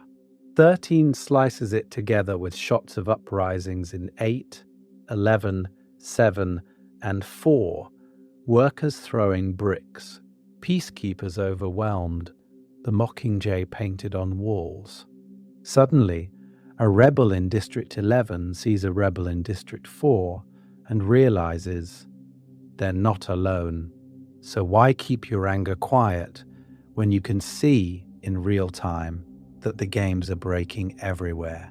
But here's the uncomfortable twist. Coin and Plutarch are doing what Snow did. They script Katniss's lines, stage her standing on ruins, reshoot when she sounds too flat. They edit Peter's recovery later the same way the Capitol edited his interviews, managing his image to send the right message at the right moment. The rebellion isn't pure truth versus lies. It's one set of editors replacing another. So the question becomes, when every side is cutting the footage, who's actually in control of the revolution? The people in the streets or the people in the editing room? And what happens when the person on camera stops saying the lines? The District 8 hospital, when propaganda accidentally gets honest. So what happens when the person on camera stops saying the lines and the war shows up anyway? This is where we talk about District 8. On paper, this trip is harmless. Katniss and Gale are flown to a supposedly secure hospital, deep in a district that's already paid in blood for daring to riot after Rue. At face value, it's a morale visit. You walk through rows of cots. You hold hands, you nod when people call you Mockingjay. The promise is simple. Show the wounded that their pain has a reason, that the rebellion sees them. But here's the real question. Who is this visit actually for? From Coin and Plutarch's perspective, we're going to cover the perfect narrative arc. They script it before Katniss ever steps off the hovercraft. She'll move bed to bed. She'll thank them for fighting. She'll deliver a clean soundbite about hope and unity. The games are gone, but the structure is the same. You still have a star, a set, and a crew waiting for the emotional money shot. The irony is that the people of 8 don't need a script. They already treat her as a victor of something bigger than the arena. They stand, they salute, they reach for her, even though standing hurts. The relationship is reversed. Katniss is supposed to be giving them courage, but they are the ones validating her as a real symbol, not just the Capitol's accidental product. And then the Capitol ruins the take. Mid-visit, the sirens start. Hovercrafts slice across the sky. Snow doesn't just bomb a military target, he bombs a hospital clearly marked with the rebel symbol, packed with civilians, while the Mockingjay is on site. If the earlier uprisings in District 8 and 11 hinted that the game's rules were changing, this is the moment the Capitol announces there are no rules at all. The Propo team scrambles, but they never cut. They capture Katniss sprinting to the roof, firing at hovercraft, screaming as the hospital explodes. No stunt double, no retakes, just real-time mass murder, framed by the girl who was supposed to be delivering a tidy message. And then comes the speech. When Katniss turns to the camera, covered in ash, shaking with rage, "If we burn, you burn with us," isn't a line Plutarch workshopped. It's raw, unscripted grief. That part matters because Coin can't fully control it. She can only decide how many districts see it on a loop. The Capitol has turned Katniss into a weapon, and now that weapon is pointed back at them, broadcasting fury instead of fear. So what happens when that footage hits District 11, or 7, or 4? Suddenly, their own losses are validated. They're not isolated tragedies. They're part of a pattern. The hospital bombing answers a question rebels have been quietly asking for years. Are we justified in fighting back? The Propo gives them emotional permission to say yes. And once you give millions of people permission to be angry, how do you ever put that back in the vault? Because the next step isn't just watching Katniss burn on screen. It's deciding what you're willing to burn in your own district, and who you're willing to burn it for. District 7, 4 and 2. Uprisings in places built to obey. So once people start asking what they're willing to burn, the Capitol has a different problem. What happens when that question reaches the districts that were never supposed to ask it at all? This is where we talk about District 7, 4 and 2. On paper, these are places built to obey, career pipelines, military hubs, quiet resource engines. At face value, they should be the last ones to flip. But here's the real question. What does rebellion look like when it grows inside the system's favorite children? Take District 7. You don't give an entire district axes, saws and chains, then act shocked when they figure out guerrilla warfare. These are lumber workers who spend their lives in lethal forests, reading terrain, timing falls, coordinating crews so no one dies under a tree. The Capitol trains them to survive danger for production quotas. And that part matters, because those same instincts translate perfectly to ambushes, traps, and hit-and-run strikes once the games spill into real life. When we hear about uprisings there, you can almost picture it. Peacekeepers expecting docile workers, and instead the trees themselves become weapons. District 4 is trickier because its relationship to the Capitol starts with pride. Careers, trained for the arena, raised on the promise that if you play the games right, you get glory, food, and maybe a victor to worship. So why does that district crack? A huge reason is Finnick. On screen, he's charming, lethal, adored. Off-screen, the Capitol sells his body, blackmails him with the people he loves, and turns his victory into a life sentence. When his story finally goes public in the Propos, it detonates the whole career fantasy for a new generation in 4. If the golden boy of a sea-rich district can be chewed up and trafficked, what hope is there for anyone else? Suddenly the kids who were supposed to volunteer start questioning whether the games are a ladder or a meat grinder. Then you hit District 2 and everything gets uncomfortable. This isn't just another repressed workforce. It's the capital's backbone. The stone quarries, the weapons, the peacekeeper training. Their entire identity is built on being the exception, the loyal enforcers. So rebellion here can't just shout, "Down with the capital." It has to pry apart loyalty from self-preservation, career from complicity. That's why the assault on the nut is so brutal and so strategic. You're not only cracking a mountain, you're cracking a worldview. And this is where Katniss steps in, but not as a simple symbol. Her speech to the wounded in the nut is a pattern interrupt for the whole war. Instead of gloating, she tells them the real enemy isn't District 2 versus everybody else. It's the rulers in the capital versus all of them, including the peacekeepers who were promised status and ended up buried under rock. She reframes the conflict as shared exploitation, not tribal revenge. Why does that matter so much? Because if you can convince the capital's own sword arm that they've been used, you don't just win territory, you steal the narrative. By the time 7's forests, 4's coasts, and 2's stone fortresses start to shift, you can see how far beyond Katniss's personal story the movement has spread. These aren't just angry coal miners anymore. These are the districts that were supposed to believe the system worked for them. When they turn, it proves the rot isn't localized, it's structural.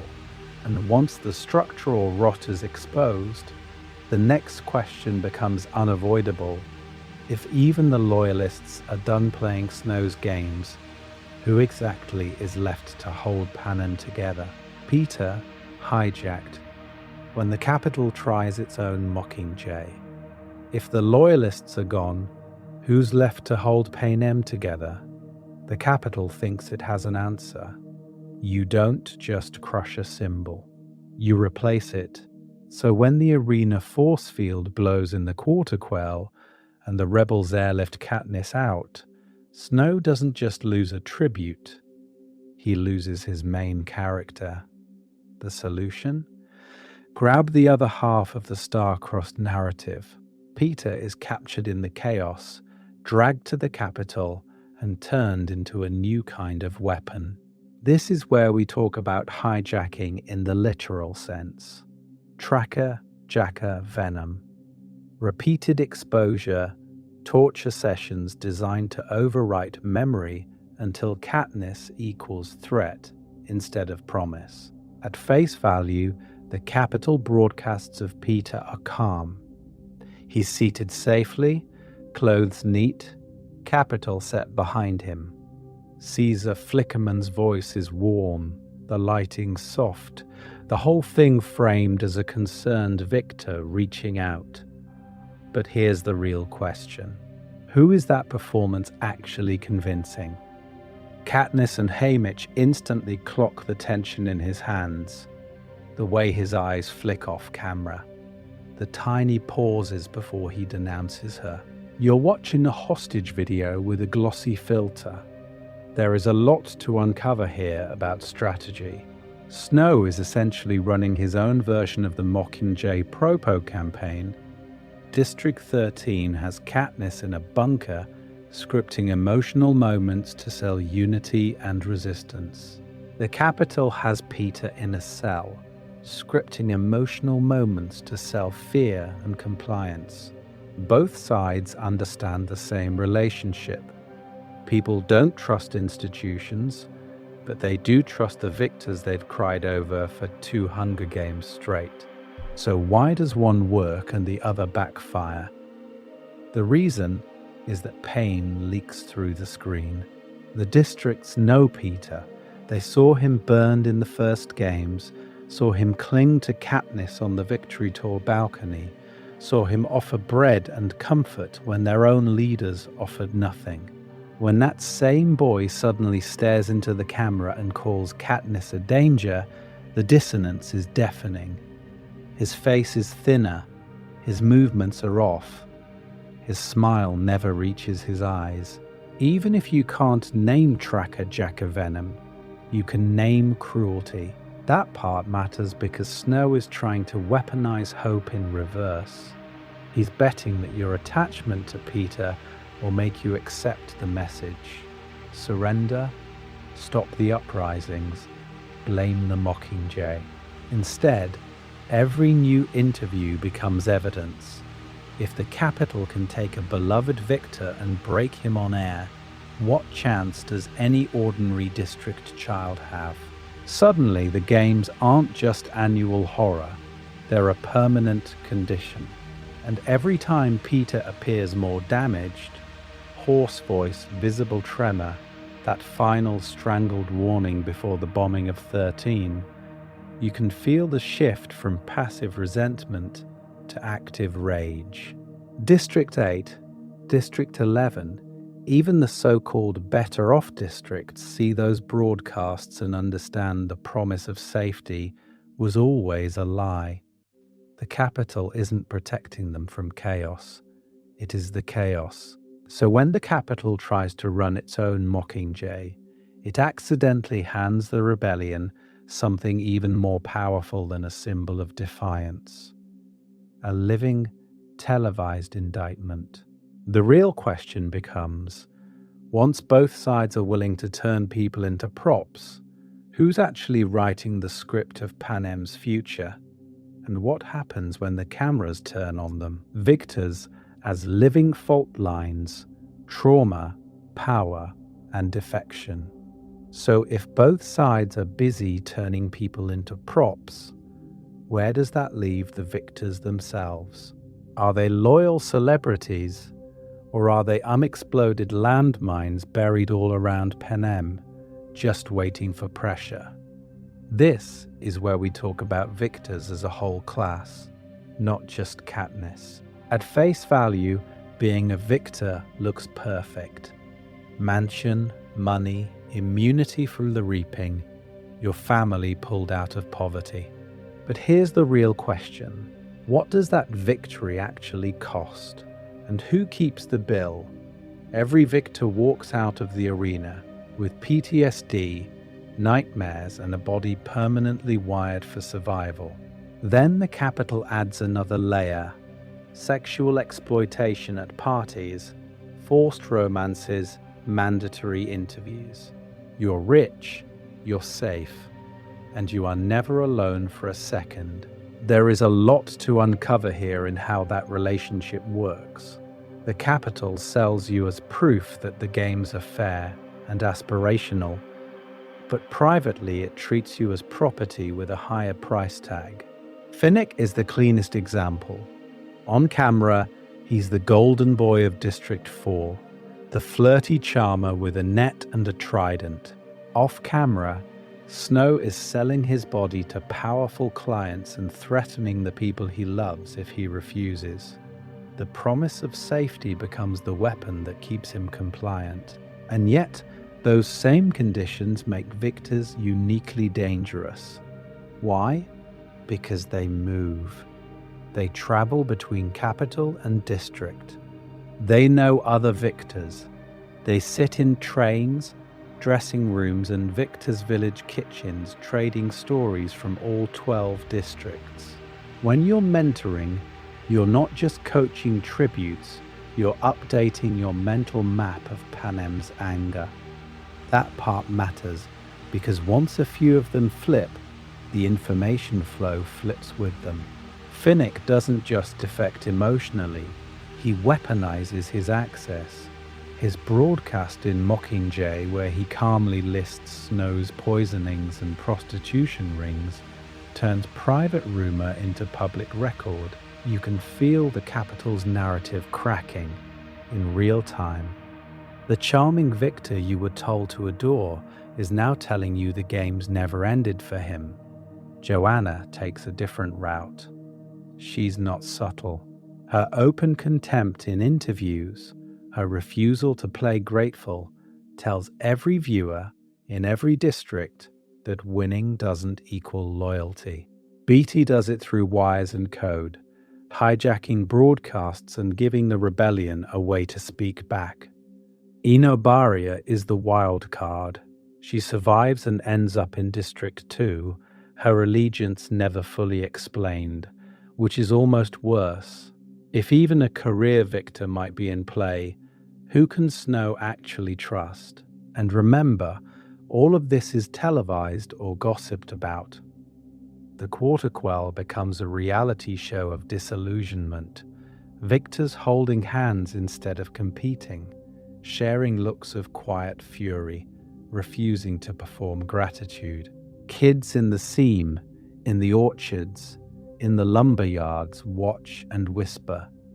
Why are the winners so angry? Why do they hate the Capitol's script? Once enough of these winners start leaking, resisting, or simply refusing to behave, they function like cracks in a dam. The whole structure of fear and aspiration that keeps the games running depends on the fantasy that becoming a victor is worth it. Break that fantasy, and you don't just lose control of a few celebrities, you lose control of what every district is aiming for. So the next question is, once the dam starts to fail, how does that pressure spill out into actual streets, actual uprisings in places that never meet Katniss in person? District 13's dark side rebellion doesn't equal freedom. So when that pressure finally bursts out into real streets, it doesn't spill into freedom. On paper, 13 is everything the districts have been begging for. No Hunger Games, no Capitol fashion circus, no Victor's Village held over your head as a promise you'll never reach. But here's the real question. When you step into 13's underground corridors, do you actually step out of the games? Or do you just enter a different arena? This is where we talk about the schedule. You wake up to a buzzer. You eat what your schedule says. You work where your schedule says. You get your tattooed timetable scanned before every move. At face value, it's efficiency in a starving bunker. But miss a shift, speak out of turn, steal a piece of bread, and the punishments snap down fast. Public reprimands, reduced rations, even solitary. That part matters because it mirrors the Capitol's logic. Step out of line, lose your safety. So why does a district that survived the Capitol's bombs end up copying its discipline? The reason is coin. President Alma Coin runs 13 the way Snow runs the Capitol. Through image, scarcity, and fear of the outside. She doesn't have roses and blood on the carpets, but she does have carefully staged assemblies, controlled information, and a very clear hierarchy where her power is never in question. Watch how she treats Katniss. We're going to cover Mockingjay Propo in more detail later, but even here you see it. She wants a symbol, not a person. Katniss is scripted, costumed, placed in front of green screens. Footage is edited, reactions are tested, and then 13 decides which uprisings to broadcast and which to bury. District 8's hospital bombing. That's useful. Districts that aren't ready to fall in line with Coin's plan. Less useful. You're not seeing a free press. You're seeing a new propaganda machine. Patten interrupt for a second. Who actually gets to be a victor in this rebellion? Not the one who survives the arena, but the one whose story Coin can weaponize on screen. And Coin is absolutely willing to sacrifice lives for that story. She's fine with sending Peter back into the Capitol's jaws. She's fine with bombing the nut in District 2, even if buried workers die. Later, she's even fine proposing a symbolic Hunger Games using Capitol children. The relationship to Snow becomes uncomfortably close. Different rhetoric, same calculation. People around her sense this. Boggs, who should be Coin's perfect soldier, quietly warns Katniss that Coin doesn't intend to give up power. Paylor in District 8 fights the Capitol, but she also resists 13's total control, protecting her people first. Rebellion starts to spread not just against Snow, but against the idea of any Capitol 2.0 taking his place. So the question hanging over every bombing raid and every propo is, if the rebellion wins, what replaces the Capitol? A true republic or an underground bunker with better branding? That uncertainty shapes who joins, who hesitates, and just how far they're willing to go when the cameras turn away. Coin's endgame, why she needed Katniss and feared her. And this is where we talk about the person who hears that uncertainty and immediately thinks, perfect. Power vacuum. President, Coin. At face value, Coin is the responsible adult in the room. Organized, disciplined, the opposite of Snow's roses and blood theatrics. But here's the real question. If you're trying to build a stable post-Capitol government, why would you hesitate to use the most powerful symbol of hope the districts have ever seen? Coin's first instinct is actually to say no to the Mockingjay plan. That part matters because it tells you her real priority isn't winning the war fast. It's controlling who gets credit when it's over. Katniss is a victor who didn't climb any ladder in District 13. She didn't earn rank, she earned myth. You can't demote myth. You can only try to contain it. Coin looks at this traumatized teenager and doesn't see a daughter of the revolution. She sees a rival head of state. So why does she fold? Why does she approve the Mockingjay anyway? Practical necessity. The rebellion is already spreading through District 8, District 11, 4, 7. People are painting Mockingjays on walls before 13 even broadcasts a single propo. The relationship between Katniss and the districts has escaped the Capitol's information chokehold. If Coin refuses to use that, she risks 13 becoming irrelevant to the story of victory. And for a leader who rules through structure and rations and schedules, irrelevance is more dangerous than Snow. We're going to cover how she tries to solve that problem. Calculated generosity. On paper, Coin gives Katniss almost everything. Immunity for all victors. Permission to hunt. Prim's cat. Eventually, a mission to rescue Peter from the Capitol, even though Boggs and Plutarch clearly know it's a terrible tactical idea. Why agree? Because every concession lets Coin stand next to the Mockingjay without actually sharing her origin. It's branding. Coin appears on the screens that carry Katniss's face, so when a district watches a propo, they subconsciously learn hope comes from 13's president. But there is a lot to uncover here in the moment Snow starts to fall. Once the Capitol is taken, the war of images is technically over.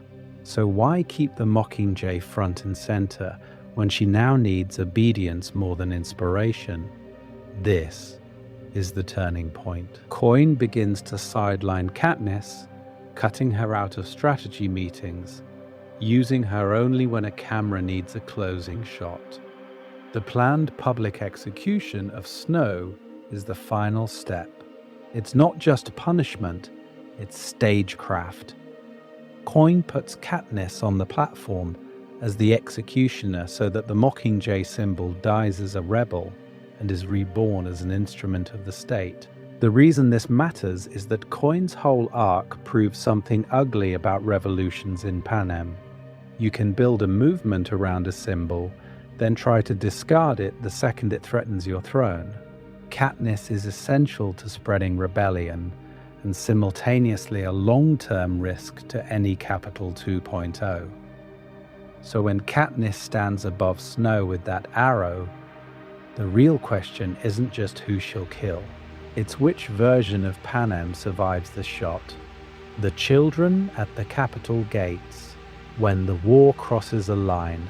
So when Katniss stands above Snow with that arrow, you're tempted to read the story as a simple trade. One tyrant for another. But here's the real question. When did the rebellion actually cross the line from liberation into something that looks uncomfortably close to the Capitol's own games? To answer that, you have to go back to the gates of Snow's mansion. Capitol children are herded toward the barricades, told they'll be safe inside. Peacekeepers vanish. Crates open. Tiny silver parachutes drift down, the same visual language the games used for sponsor gifts. Hope weaponized as muscle memory. The kids rush forward. The first wave of explosions tears through them. Then there's this horrible pause, where you, Katniss, everyone thinks it's over. And that part matters because of who moves next. Medics run in, not Capitol soldiers, not peacekeepers, rebels, district kids in white, including Prim, who was supposed to be the one person Katniss kept out of the arena forever. They cross that invisible line, kneel beside the wounded, start to help. Then the second blast hits. The bombs are designed for this exact pattern. Draw in responders, then finish the job. At face value, you're meant to assume Snow did it. One last monstrous act. But this is where we talk about evidence. The devices are double exploding bombs, the same design Beatty proposed in 13's War Council. Snow, coughing blood in his greenhouse, insists he didn't order the attack. And the detail that he's actually telling the truth here is one of the most chilling reversals in the story, because now the rebellion is using capital logic. Children as bait, spectacle as a weapon, turning the instinct to help into a trap. Those are capital methods straight out of decades of arena design and propaganda. The relationship between oppressor and liberator collapses when the tactics match. You're not just overthrowing the games, you're exporting them to the streets of the capital. Watch what happens inside Katniss in that moment. Prime's death isn't random tragedy, it's a data point. Coin was willing to sacrifice the sister of her own symbol if it meant ending the war neatly and pinning the guilt on Snow. Katniss realizes the presidency of Panem has become just another arena. Different victor, same rules, same willingness to spend children for a cleaner broadcast. So why does this matter for how rebellion spreads? Because movements don't stay pure. They start from real suffering in every district, from D8's factory workers to D11's field hands. But once power is on the table, the incentives shift. Here's the real question. Without accountability, what stops a resistance network from hardening into Capital 2.0 with new uniforms and the same old bombs? We're going to cover how that fear shapes Katniss's final choice and why her last arrow is aimed at more than one person. The second game's vote, how victors decide Panem's future. So when Coin calls the surviving victors into that sterile conference room, you're not just watching a vote, you're watching Panem decide what the games even mean now.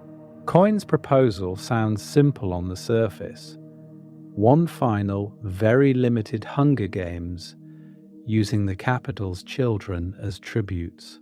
At face value, it's framed as justice, a symbolic closing ceremony so the districts can see Snow's class finally suffer what they've endured for 75 years.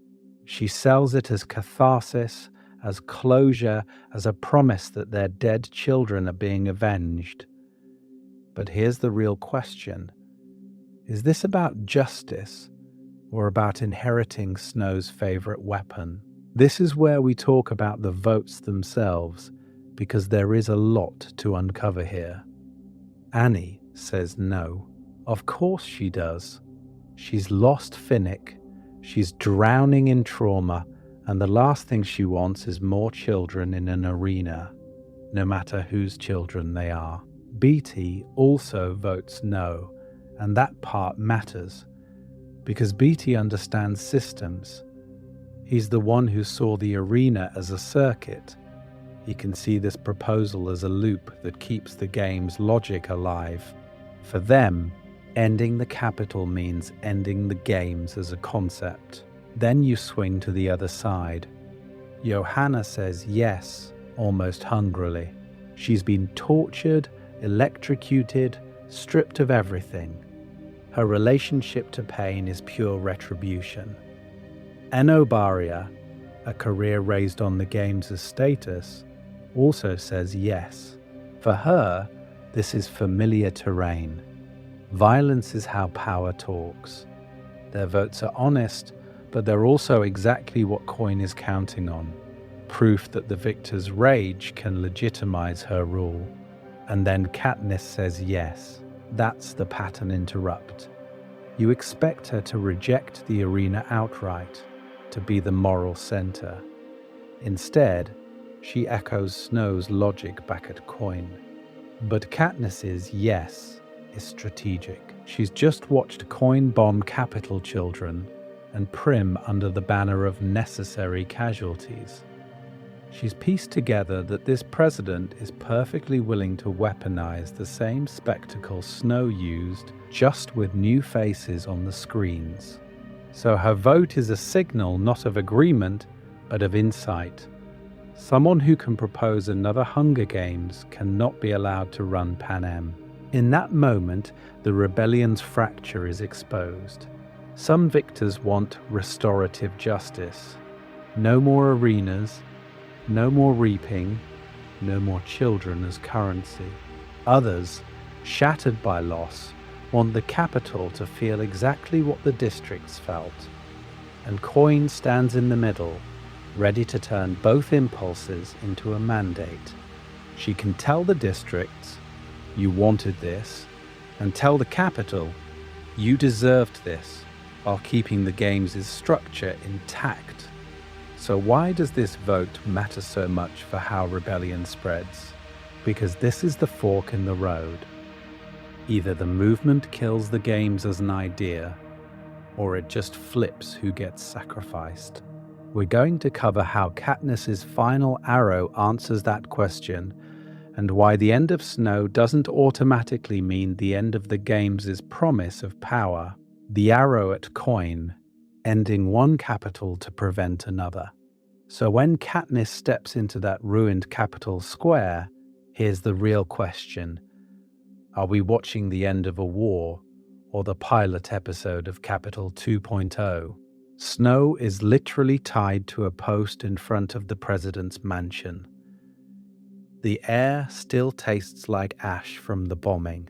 Above him, on that balcony, Coin stands framed by white stone and red banners, elevated the same way Snow used to be during the games.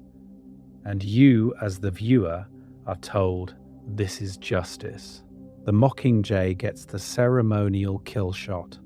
Full circle. At face value, it's simple. Old tyrant at the bottom, new leader at the top, and the hero in between to close the book. But this is where we talk about symbolism as architecture. Snow is bound to the ground, coughing blood, surrounded by the wreckage his regime created. Coin is untouched, clean looking down on a crowd she can command. They're two ends of the same vertical line of power, both built on mass death, both using children as pieces in their games. That part matters because Katniss has just watched Coin rehearse the same script.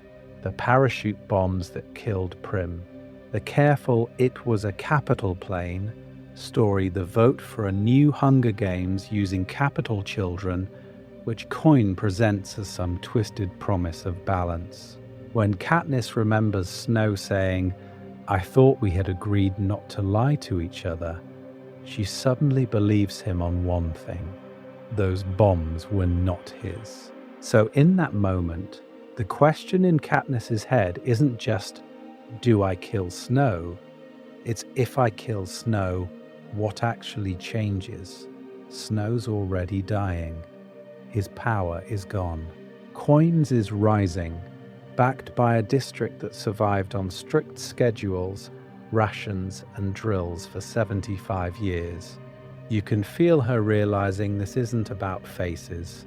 It's about systems that keep recreating the same relationship between the capital and the districts, just with different branding. When she raises the bow, the whole square holds its breath. Every camera, every soldier, every former victor is pointed at Snow. We're going to cover how often power depends on where you're told to look. But here, Katniss just refuses the shot. She tilts up. The arrow flies past Snow and slams into Coin's chest. Coin falls from that perfect balcony. Snow starts laughing, then choking, then dies in the chaos. And in the sudden vacuum, commanders like Paylor are the ones still standing on the ground with the people, not above them. The rebellion doesn't just decapitate the old capital. Katniss's arrow decapitates the idea that one person should sit on that balcony again. So why does this assassination matter for how rebellion spreads? Because the last public act of the Mockingjay isn't revenge on Snow, it's a refusal to bless a new games with her image. It tells every district watching, don't trade one president's portrait for another and call it freedom. But if you killed the symbol of centralized power on live TV, what actually replaces it? And who decides? Movie, how adaptation changed the story of rebellion. So when Katniss refuses to bless a new games, you get this clean, brutal image of one girl rejecting the cycle of power. But here's the real question. Did the rebellion really move because of what she chose, or because of how the story of what she chose was told to you? This is where we talk about book versus movie, because they train your brain to answer that question in very different ways. On the page, you live in Katniss's head. You sit with her confusion about being a symbol, her constant suspicion that she's a piece in someone else's games, and her slow awareness that there are forces moving far beyond her control. She's the narrator, but she keeps telling you she's not the mastermind. That part matters because it keeps your relationship to the rebellion decentralized from the start. In the films, that interior monologue has to go somewhere, so the adaptation turns thoughts into images. At face value, that's just how movies work.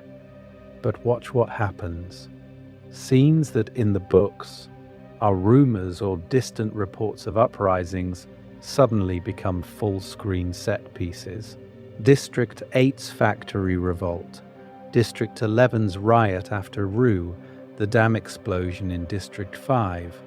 On the page, Katniss only hears about some of this.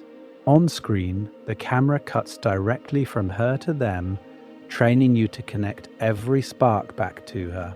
We're going to cover some of the clearest examples. The added Snow and Plutarch meetings in Catching Fire and Mockingjay are huge. In the books, Plutarch is a quiet conspirator, glimpsed in odd moments. In the movies, he's in war rooms with Snow, drawing battle lines around the girl on fire. The expanded district rebellion montages, they're cut to Katniss's propose, shot of her singing The Hanging Tree, and then, boom, District 5 surging the dam. The visual grammar says, Katniss performs, Panem responds. Even the Mockingjay propo themselves are a kind of adaptation commentary. In the books, they're described, argued about, revised. You mostly hear Katniss agonizing over whether she's being used. On screen, you see stylized, edited propaganda reels where every act of defiance is literally branded with her. The promise of hope is packaged as a single face, a single bird, a single victor. So what gets lost in translation? A lot of the quieter hints that rebellion was already there. The pre-existing networks Cedar hints at. Haymitch's long game with Plutarch. The full weight of District 13's own authoritarianism, its schedules, punishments, propaganda feels harsher and more sustained in the novels, where Katniss keeps questioning whether she's escaped one capital only to end up in another.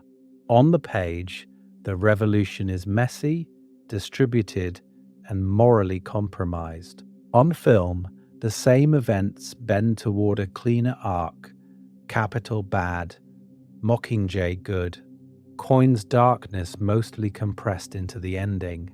The adaptation doesn't erase the complexity, but it nudges casual viewers toward a Katniss started it all, reading while the books keep insisting she's a focal point in a rebellion that would have happened anyway. So if the story you see centers one girl, how does that change what you think real-world revolution is supposed to look like? Day-to-day resistance. How ordinary people kept the fire alive. So if the story you see centers one girl, how does that change what you think real-world revolution is supposed to look like?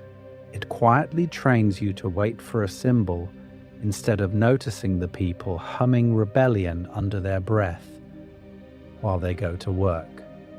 This is where we talk about the boring parts of Uprising, because Panem doesn't jump from total control to District 13 war rooms overnight. It lives for decades in this in-between space where resistance is illegal, tiny, and constant. Take The Hanging Tree. At face value, it's just a creepy folk song your weird cousin shouldn't be singing at dinner. But in Panem, it's contraband, outlawed. Still, parents in 12 teach it to their kids in whispers. Grandparents remember extra verses. The Capitol tries to erase a story about a man defying execution, and instead, it turns into a secret family heirloom. That part matters because it keeps the idea of saying no alive in years when no one can afford open defiance. And it's not just songs. Look at the Hob in District 12. On paper, it's a filthy warehouse. In reality, it's a black market economy that runs parallel to the official one. You've got traders moving between districts, quietly knitting Panem together in ways Snow absolutely does not want. Greasy Say feeding people with meat that definitely did not come through legal channels. Victors, peacekeepers, miners, all brushing shoulders in a space where the capital's rules are more suggestion than law. Here's the real question. If you spend years surviving by bending rules, what happens the day someone asks you to break them outright? We're going to cover the big uprisings, but none of those work if people haven't already practiced tiny refusals. A worker in 8 slows down on the line. A farmer in 11 loses a bushel of grain that ends up in a starving neighbor's hands. A peacekeeper in 7 looks the other way when someone slips under a fence. A woman in 4 hears seditious talk and just doesn't report it. On their own, each action is small enough to explain away. Together, they form a baseline of quiet resistance, a daily reminder that the capital's control is not total. Pattern interrupt. Notice how much of this is about not doing something. Not singing the approved songs, not shopping at the official stalls, not telling the truth on a form. It's negative space rebellion, and it trains people's instincts. By the time Katniss raises 3 fingers, the districts already have muscle memory for disobedience. The relationship between these microacts and full-scale revolt is the same in fiction and in history. Revolutions are rarely born from one speech or one televised moment. They're built on thousands of risky choices made by people whose names you never learn, who never become victors, who never get a mansion on a hill. So when you watch Panem, the question isn't just, what did Katniss do? It's, how many unseen hands were already pushing when she stepped into view? And once you see that, you can start asking something even more uncomfortable. What happens when all those quiet networks finally collide with a symbol the capital accidentally broadcasts to everyone at once? Alternate timeline. If Katniss died in the 74th Games, so let's run the nightmare version of Panem the capital never wants you to imagine. Katniss steps into the arena for the 74th Games and never steps back out. Maybe she dies at the cornucopia in that first chaotic rush. Maybe she burns her last arrow saving Peter and the mutts get her instead. Either way, the double suicide Barry's moment never happens. No star-crossed victors, no live broadcast defiance, just another dead girl from a coal district. At face value, that feels like it should keep everything under control, right? No Mockingjay, no problem. But here's the real question. How much of this system was already cracking before one tribute sang to a dying child in the woods? This is where we talk about the bench of people who could have become the face of rebellion if the capital hadn't accidentally manufactured Katniss. You already have Haymitch, the drunk victor who solved his quarter-quell arena and has been quietly collecting favors and secrets for decades. You have Finnick Odair, weaponized as capital eye candy, but sitting on a mental archive of every secret whispered to him in exchange for a night. And off-screen, there's Coin in District 13, running a militarized bunker state and asking a very specific question: when do we step into the spotlight and claim we're the only real hope? So what actually changes if Katniss dies? District 11 still watches Rue's death. They still see a small girl from another district try to honor her body. Their anger doesn't vanish because the girl with the bow doesn't win. District 8 is still a pressure cooker of textile workers under constant shortages and peacekeeper violence. District 13 is still alive, still monitoring, still planning for the moment the capital looks weakest. That part matters because it tells you the rebellion network is structural, not just emotional. Without Katniss, the question shifts from, will there be rebellion, to what becomes the spark the cameras can't quite cut away from. Maybe it's a particularly brutal set of games where Snow orders a public execution of a beloved victor, someone like Finnick or Cedar, only for another victor to intervene on live television. Maybe it's a peacekeeper massacre in District 11 or 8 that's so sloppy, so obviously unjust, even capital citizens flinch. Or Plutarch, already part of the underground, could stage a technical glitch during the games that exposes real footage of starving districts instead of curated propaganda. We're going to cover how media turns those moments into myth later, but the key is this: the capital has to keep broadcasting. The games have to stay public to work. And every year they run, they risk creating a new symbol. So does rebellion still happen without Katniss? Almost certainly. It's slower, probably bloodier. Maybe Coin takes over the narrative earlier, with fewer moderating voices and more authoritarian promises. The relationship between districts might be less unified, more fragmented uprisings instead of one shared Mockingjay. But the resource chokeholds, the rigged games, the old alliances between Victors and 13, they're all still there, grinding away. The system is already unsustainable. The real suspense isn't whether Panem explodes, it's who gets to claim they lit the match and what they're willing to burn to prove it. If Peter became the Mockingjay, so let's flip the board for a second. What if the match that lit Panem wasn't the girl on fire at all, but the boy with the bread? In this alternate timeline, Katniss dies in the arena or in an early crackdown. 13 still needs a symbol. The networks, the anger, the quiet promises between victors and rebels, those are already in motion. So here's the real question. What happens if they build the Mockingjay around Peter instead? At face value, Peter seems like the softer choice. He's the one who paints, who talks, who understands how a capital audience thinks, because he's been performing for them since that first interview. Remember, he's the tribute who can spin a story so well he makes a star-crossed romance feel more real than the games themselves.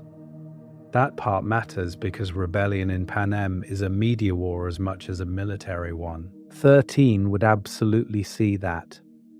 They've watched the broadcasts for decades. They know Peter can turn a speech into a shared feeling. So we're going to cover what that looks at on screen.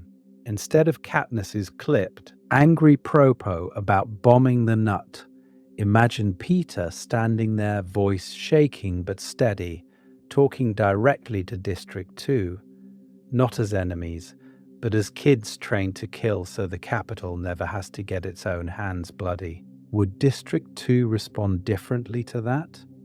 Probably. Peter's whole power is relationship. He bridges audiences who would never trust a hunter from 12. Capital citizens remember the boy who declared his love on live television. District kids remember the boy who tried to get them all out alive with that rooftop conversation. His Mockingjay brand becomes unity, reconciliation, the promise that after snow, there might still be a future where you don't have to be punished for what the games made you do. But this is where we talk about risk. Because Peter is also the boy who will walk into the arena to save someone else. Again and again. His instinct is self-sacrifice. So what happens when Coin gets hold of that? She doesn't need him to be bloodthirsty. She just needs him to believe that endorsing a strike or a blockade or a necessary civilian casualty will protect more people in the long run. There is a lot to uncover here. A traumatized Peter, racked with guilt over Katniss's death, could be easier to steer than Katniss ever was. You can almost hear Coin framing every order as a way to honor Katniss's memory, to make her death mean something. The propaganda looks gentler, but the tactics underneath, they don't have to change at all. And that's the point. Swap in Peter as Mockingjay and the flavor of the revolution shifts. More speeches about mercy. More attempts to win over the capital instead of burn it down. But the spread of rebellion still runs through the same channels. Hijacked broadcasts, old victors' alliances, districts already pushed to the edge. The system is still unsustainable. The question isn't whether Panem rebels, it's whose story they tell themselves about what that rebellion means. and who they're willing to forgive when it's over. After the war, can a decentralized rebellion build a just Panem? So what happens when the story ends with 2 dead presidents and no script for what comes next? You get a Panem that technically won the war, but now has to figure out what winning even means. Snow is gone. Coin is gone. President Paylor steps in, this former District 8 commander who's suddenly the face of a whole country. At face value, that sounds hopeful. A rebel soldier instead of a capital tyrant. But walk through the districts in your head.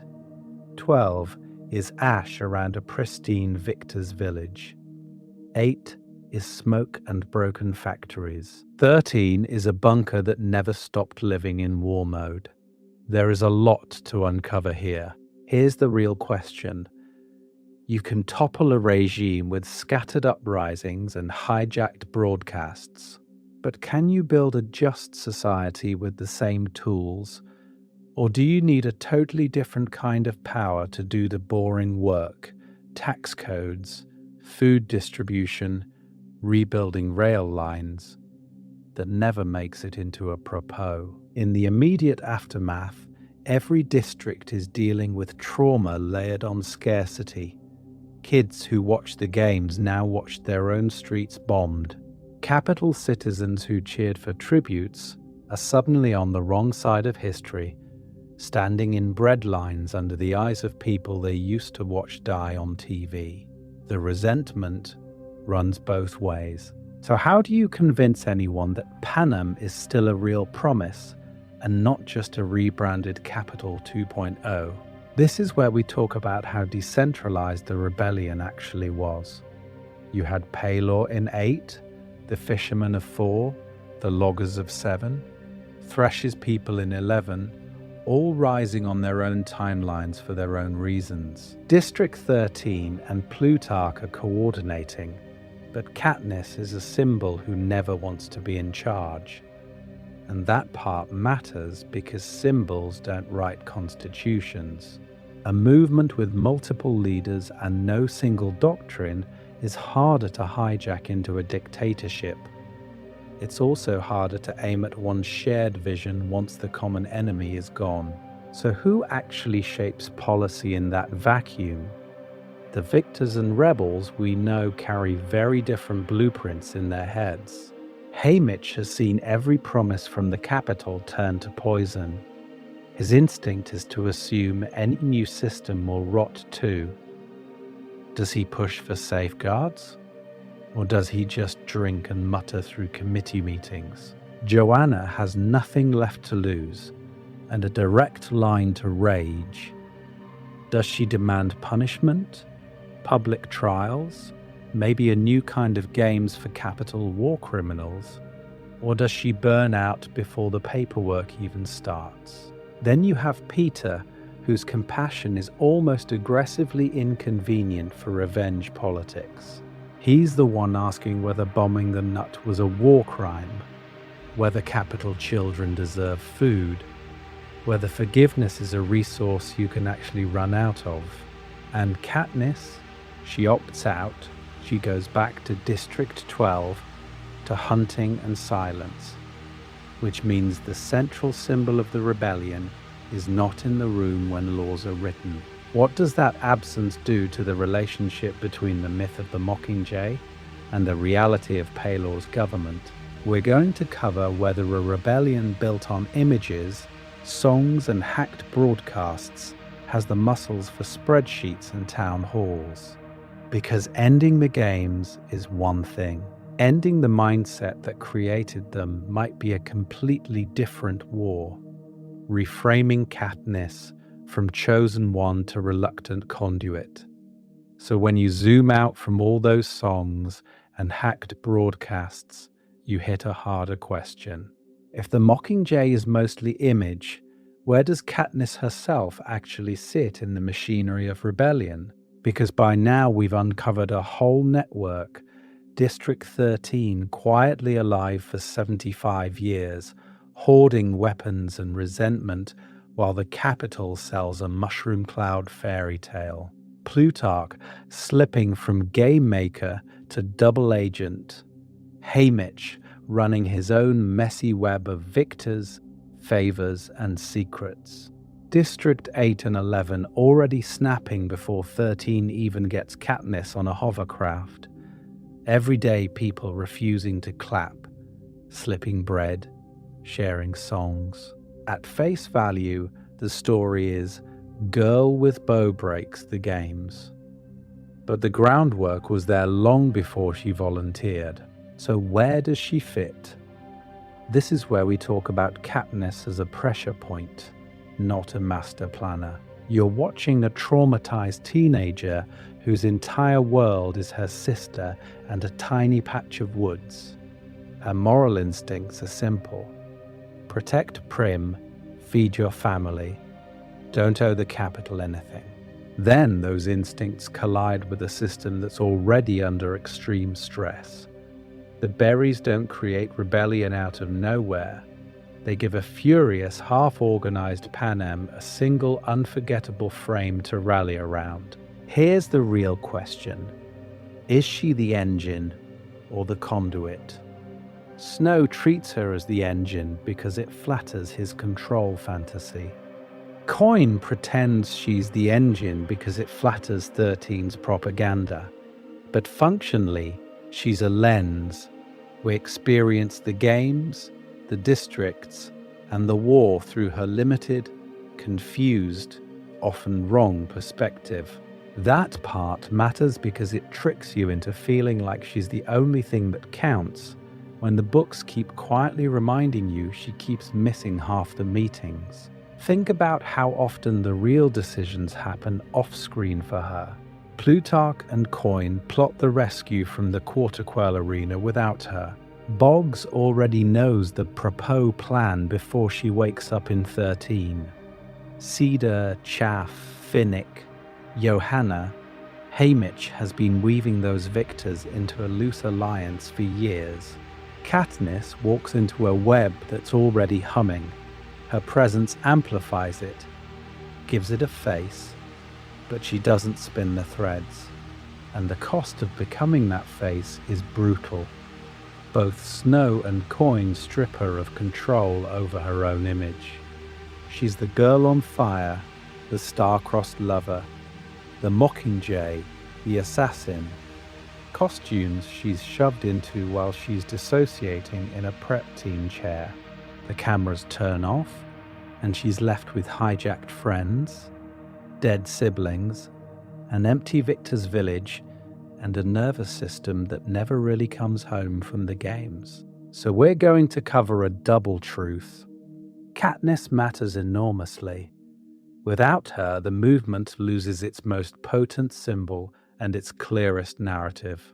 But she's also one thread in a tapestry woven by thousands of unseen hands across Panem, miners in 12, textile workers in 8, farmers in 11, soldiers in 13. The myth says one girl toppled an empire. The reality is messier and more interesting. And if the revolution depends on a myth, what happens to that myth once the war ends and the new government starts needing its own symbols? What Panem's rebellion teaches us about real-world power. So when the war ends and the new government starts needing its own symbols, here's the real question. What is Panem actually teaching you about how power works outside the story? At face value, you're watching a dystopia with cool costumes and deadly games. But there is a lot to uncover here in how the capital structures control. Information is rationed the same way food is.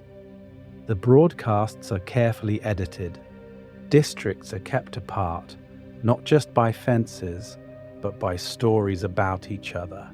That part matters because you can map that structure onto so many real moments in history without naming a single one. Think about the relationship between Snow's propaganda and the underground networks that rise against him. The capital has state TV, victory tours.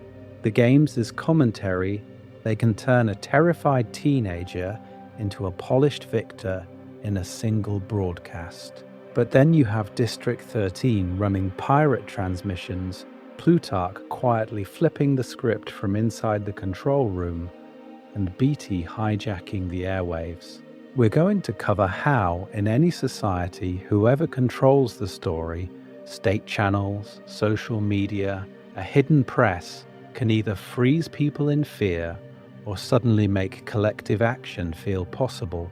This is where we talk about ordinary people. Because Panem looks obsessed with chosen ones, but the rebellion isn't actually built by a single girl with a bow. It's built by factory workers in District 8 who riot before Katniss ever reaches 13, by field workers in 11 who salute Rue and refuse to stay quiet, by nameless camera crews in 13 who keep filming even when the bombs start falling. Most revolutions in our world work the same way. Thousands of small, risky choices stacked. Notice how symbols travel faster than orders. A three-finger salute in one district becomes a shared language of defiance. A Mockingjay pin turns into graffiti, into a song, into a flag on a bomber. The reason that's powerful isn't magic, it's repetition. Symbols compress a whole argument about justice, fear, and hope into something you can wear or whisper. Once that happens, you don't need to know every plan to feel part of the same game. But there's a warning baked in. Panem doesn't just show you how to topple one tyrant, it shows you how easy it is to grow another. Coin understands media as well as Snow. She wants her own games, her own victor, to parade her own promise of safety that depends on obedience. Swapping one charismatic leader for another without changing the system just resets the arena. So when you read Panem, try treating it less as distant entertainment and more as a thought experiment. Who has the cameras? Who writes the victor's speeches? Who disappears when the credits roll? Because the real cliffhanger isn't whether the capital falls, it's whether any system, anywhere, can keep power, resistance, and narrative from turning back into another version of the games. Your turn, rethinking the story we've been sold. So now it's your turn to step back from the arena. When you first read or watched The Hunger Games, where did your brain land? Was Katniss the spark, full stop, the one impossible girl who broke the system? Or did you already feel those shadows of something older, something bigger, moving under the surface of the districts long before she raised three fingers in the air? Here's the real question. If you replay the story in your head right now, what changes when you stop treating Katniss as the origin point and start seeing her as a signal boosted through a network that was already in motion? Think about Rue's salute in District 11. At face value, it's grief and respect. But after everything we've covered about symbols and broadcasts, do you read that moment differently now? Do you see an entire district testing the limits of what they can show on camera, using one gesture to say, "We see you. We see the games. We see the capital." That part matters because it spreads. District 11 doesn't wait for Coin's approval or Plutarch's script. They erupt. Or District 8. The factory fires. The hospital bombing. The way they're already organizing before Katniss ever shows up with a camera crew. When you watch those scenes now, do you notice how the rebellion there doesn't feel new, just newly televised? The relationship between ground resistance and media suddenly looks a lot less accidental. Then you have Finnick's confession. On paper, it's just a Victor trauma dump on Capital TV. But this is where we talk about infrastructure. Plutarch, 13, The hacked feed, years of secrets about Snow's exploitation, finally pushed into the open. Do you see Finnick as more central now, as a weapon 13 has been quietly sharpening? Not just a charming side character with a trident. And the bombing of the children at the Capitol's gates? When you reframe it through this network model, how does your view of Coin shift?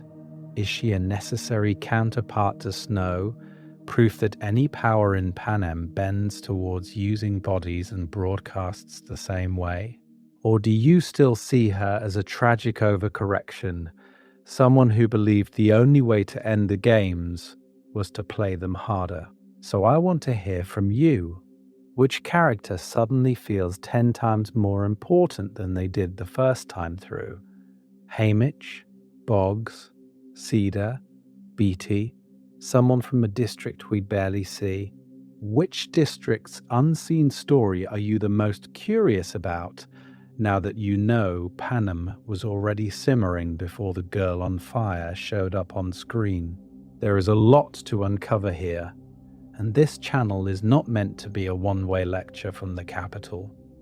Drop your alternative readings, your favorite underappreciated rebellion moments, the tiny lines or background shots that made you think, wait, the system is cracking right there. We're going to cover more of those in future videos, and your theories genuinely shape what we dig into next. Because if stories are another version of the games, then the only way to break that pattern is to stop being passive spectators. Stay with me for the final section, where we zoom out one last time and talk about what Panem's rebellion model says about how we tell stories of power and resistance in our own world. From Victor's village to your screen. Closing thoughts and next steps. So when you zoom out from all of this, here's the real question.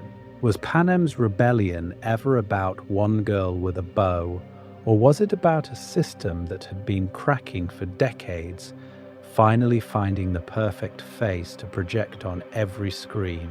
At face value, the story sells you the girl on fire as the spark. But the core thesis we've been circling is much messier and much more interesting. Rebellion in Panem didn't start with Katniss. It found her, amplified her, and then kept going, with or without her. You watched how Snow's entire world is built as a containment strategy. The games, the Victor's village, the resource chokeholds, the propaganda broadcasts, all working together to keep each district isolated and afraid. Any Victor who steps out of line gets pulled back in with threats, with surveillance, with that constant reminder that the arena never really ends. Then we pulled the camera underground. District 13 surviving for 75 years, quietly rebuilding, monitoring the Capitol. Plutarch maneuvering himself into head game maker. Haymitch, whose Quarter Quell arena map made him too valuable to ignore. Cedar, Boggs, and a web of people who were already asking why the system looked the way it did, long before Katniss volunteered. On top of that, you have the districts themselves. D8 erupting after the factory bombing. D11 standing up at Rue's funeral gesture, before Katniss even understands what she's become to them. D4, D7, each with their own micro-rebellions that don't wait for permission from 13 or a formal Mockingjay launch. This is where we talk about rebellion as a network, not a single heroic decision. And once the media war starts, it's over for any simple narrative. The Mockingjay pin, the berries, the hijacked broadcasts from 13, Snow's desperate counter-propose. Everything turns into a fight over symbols and screens. Coin sees the same opportunity Snow did. She uses Katniss as a weapon, then tries to become Capital 2.0, right down to a new Hunger Games. Katniss's final arrow is a rejection of that entire replacement cycle, not just one man in one rose garden. That part matters because understanding the rebellion as a network makes every corner of this story richer. Side characters stop being set dressing and start feeling like nodes in a living system. The moral questions get harder. Who's using whom? What's the relationship between survival and complicity when every promise of safety comes with a camera attached? So if you want to keep pulling on those threads, we're going to cover a few of them in separate deep dives. A full breakdown of Haymitch's quarter quell and how his victory locks him into the long game. A character study of Coin as the revolution's second capital. And a closer look at Victor's village itself as a tool of control, from District 12's hilltop suburb to the ruins that mysteriously survived the bombing. If you've stayed with me through a 100+ minute breakdown, you're exactly who this corner of Victor's village is for. If you want more long-form, lore-heavy Hunger Games analysis, hit subscribe. Share this with the one friend who still has opinions about the berries, and stick around. Because as long as Panem keeps raising new questions, we're going to keep going back into the arena and asking why.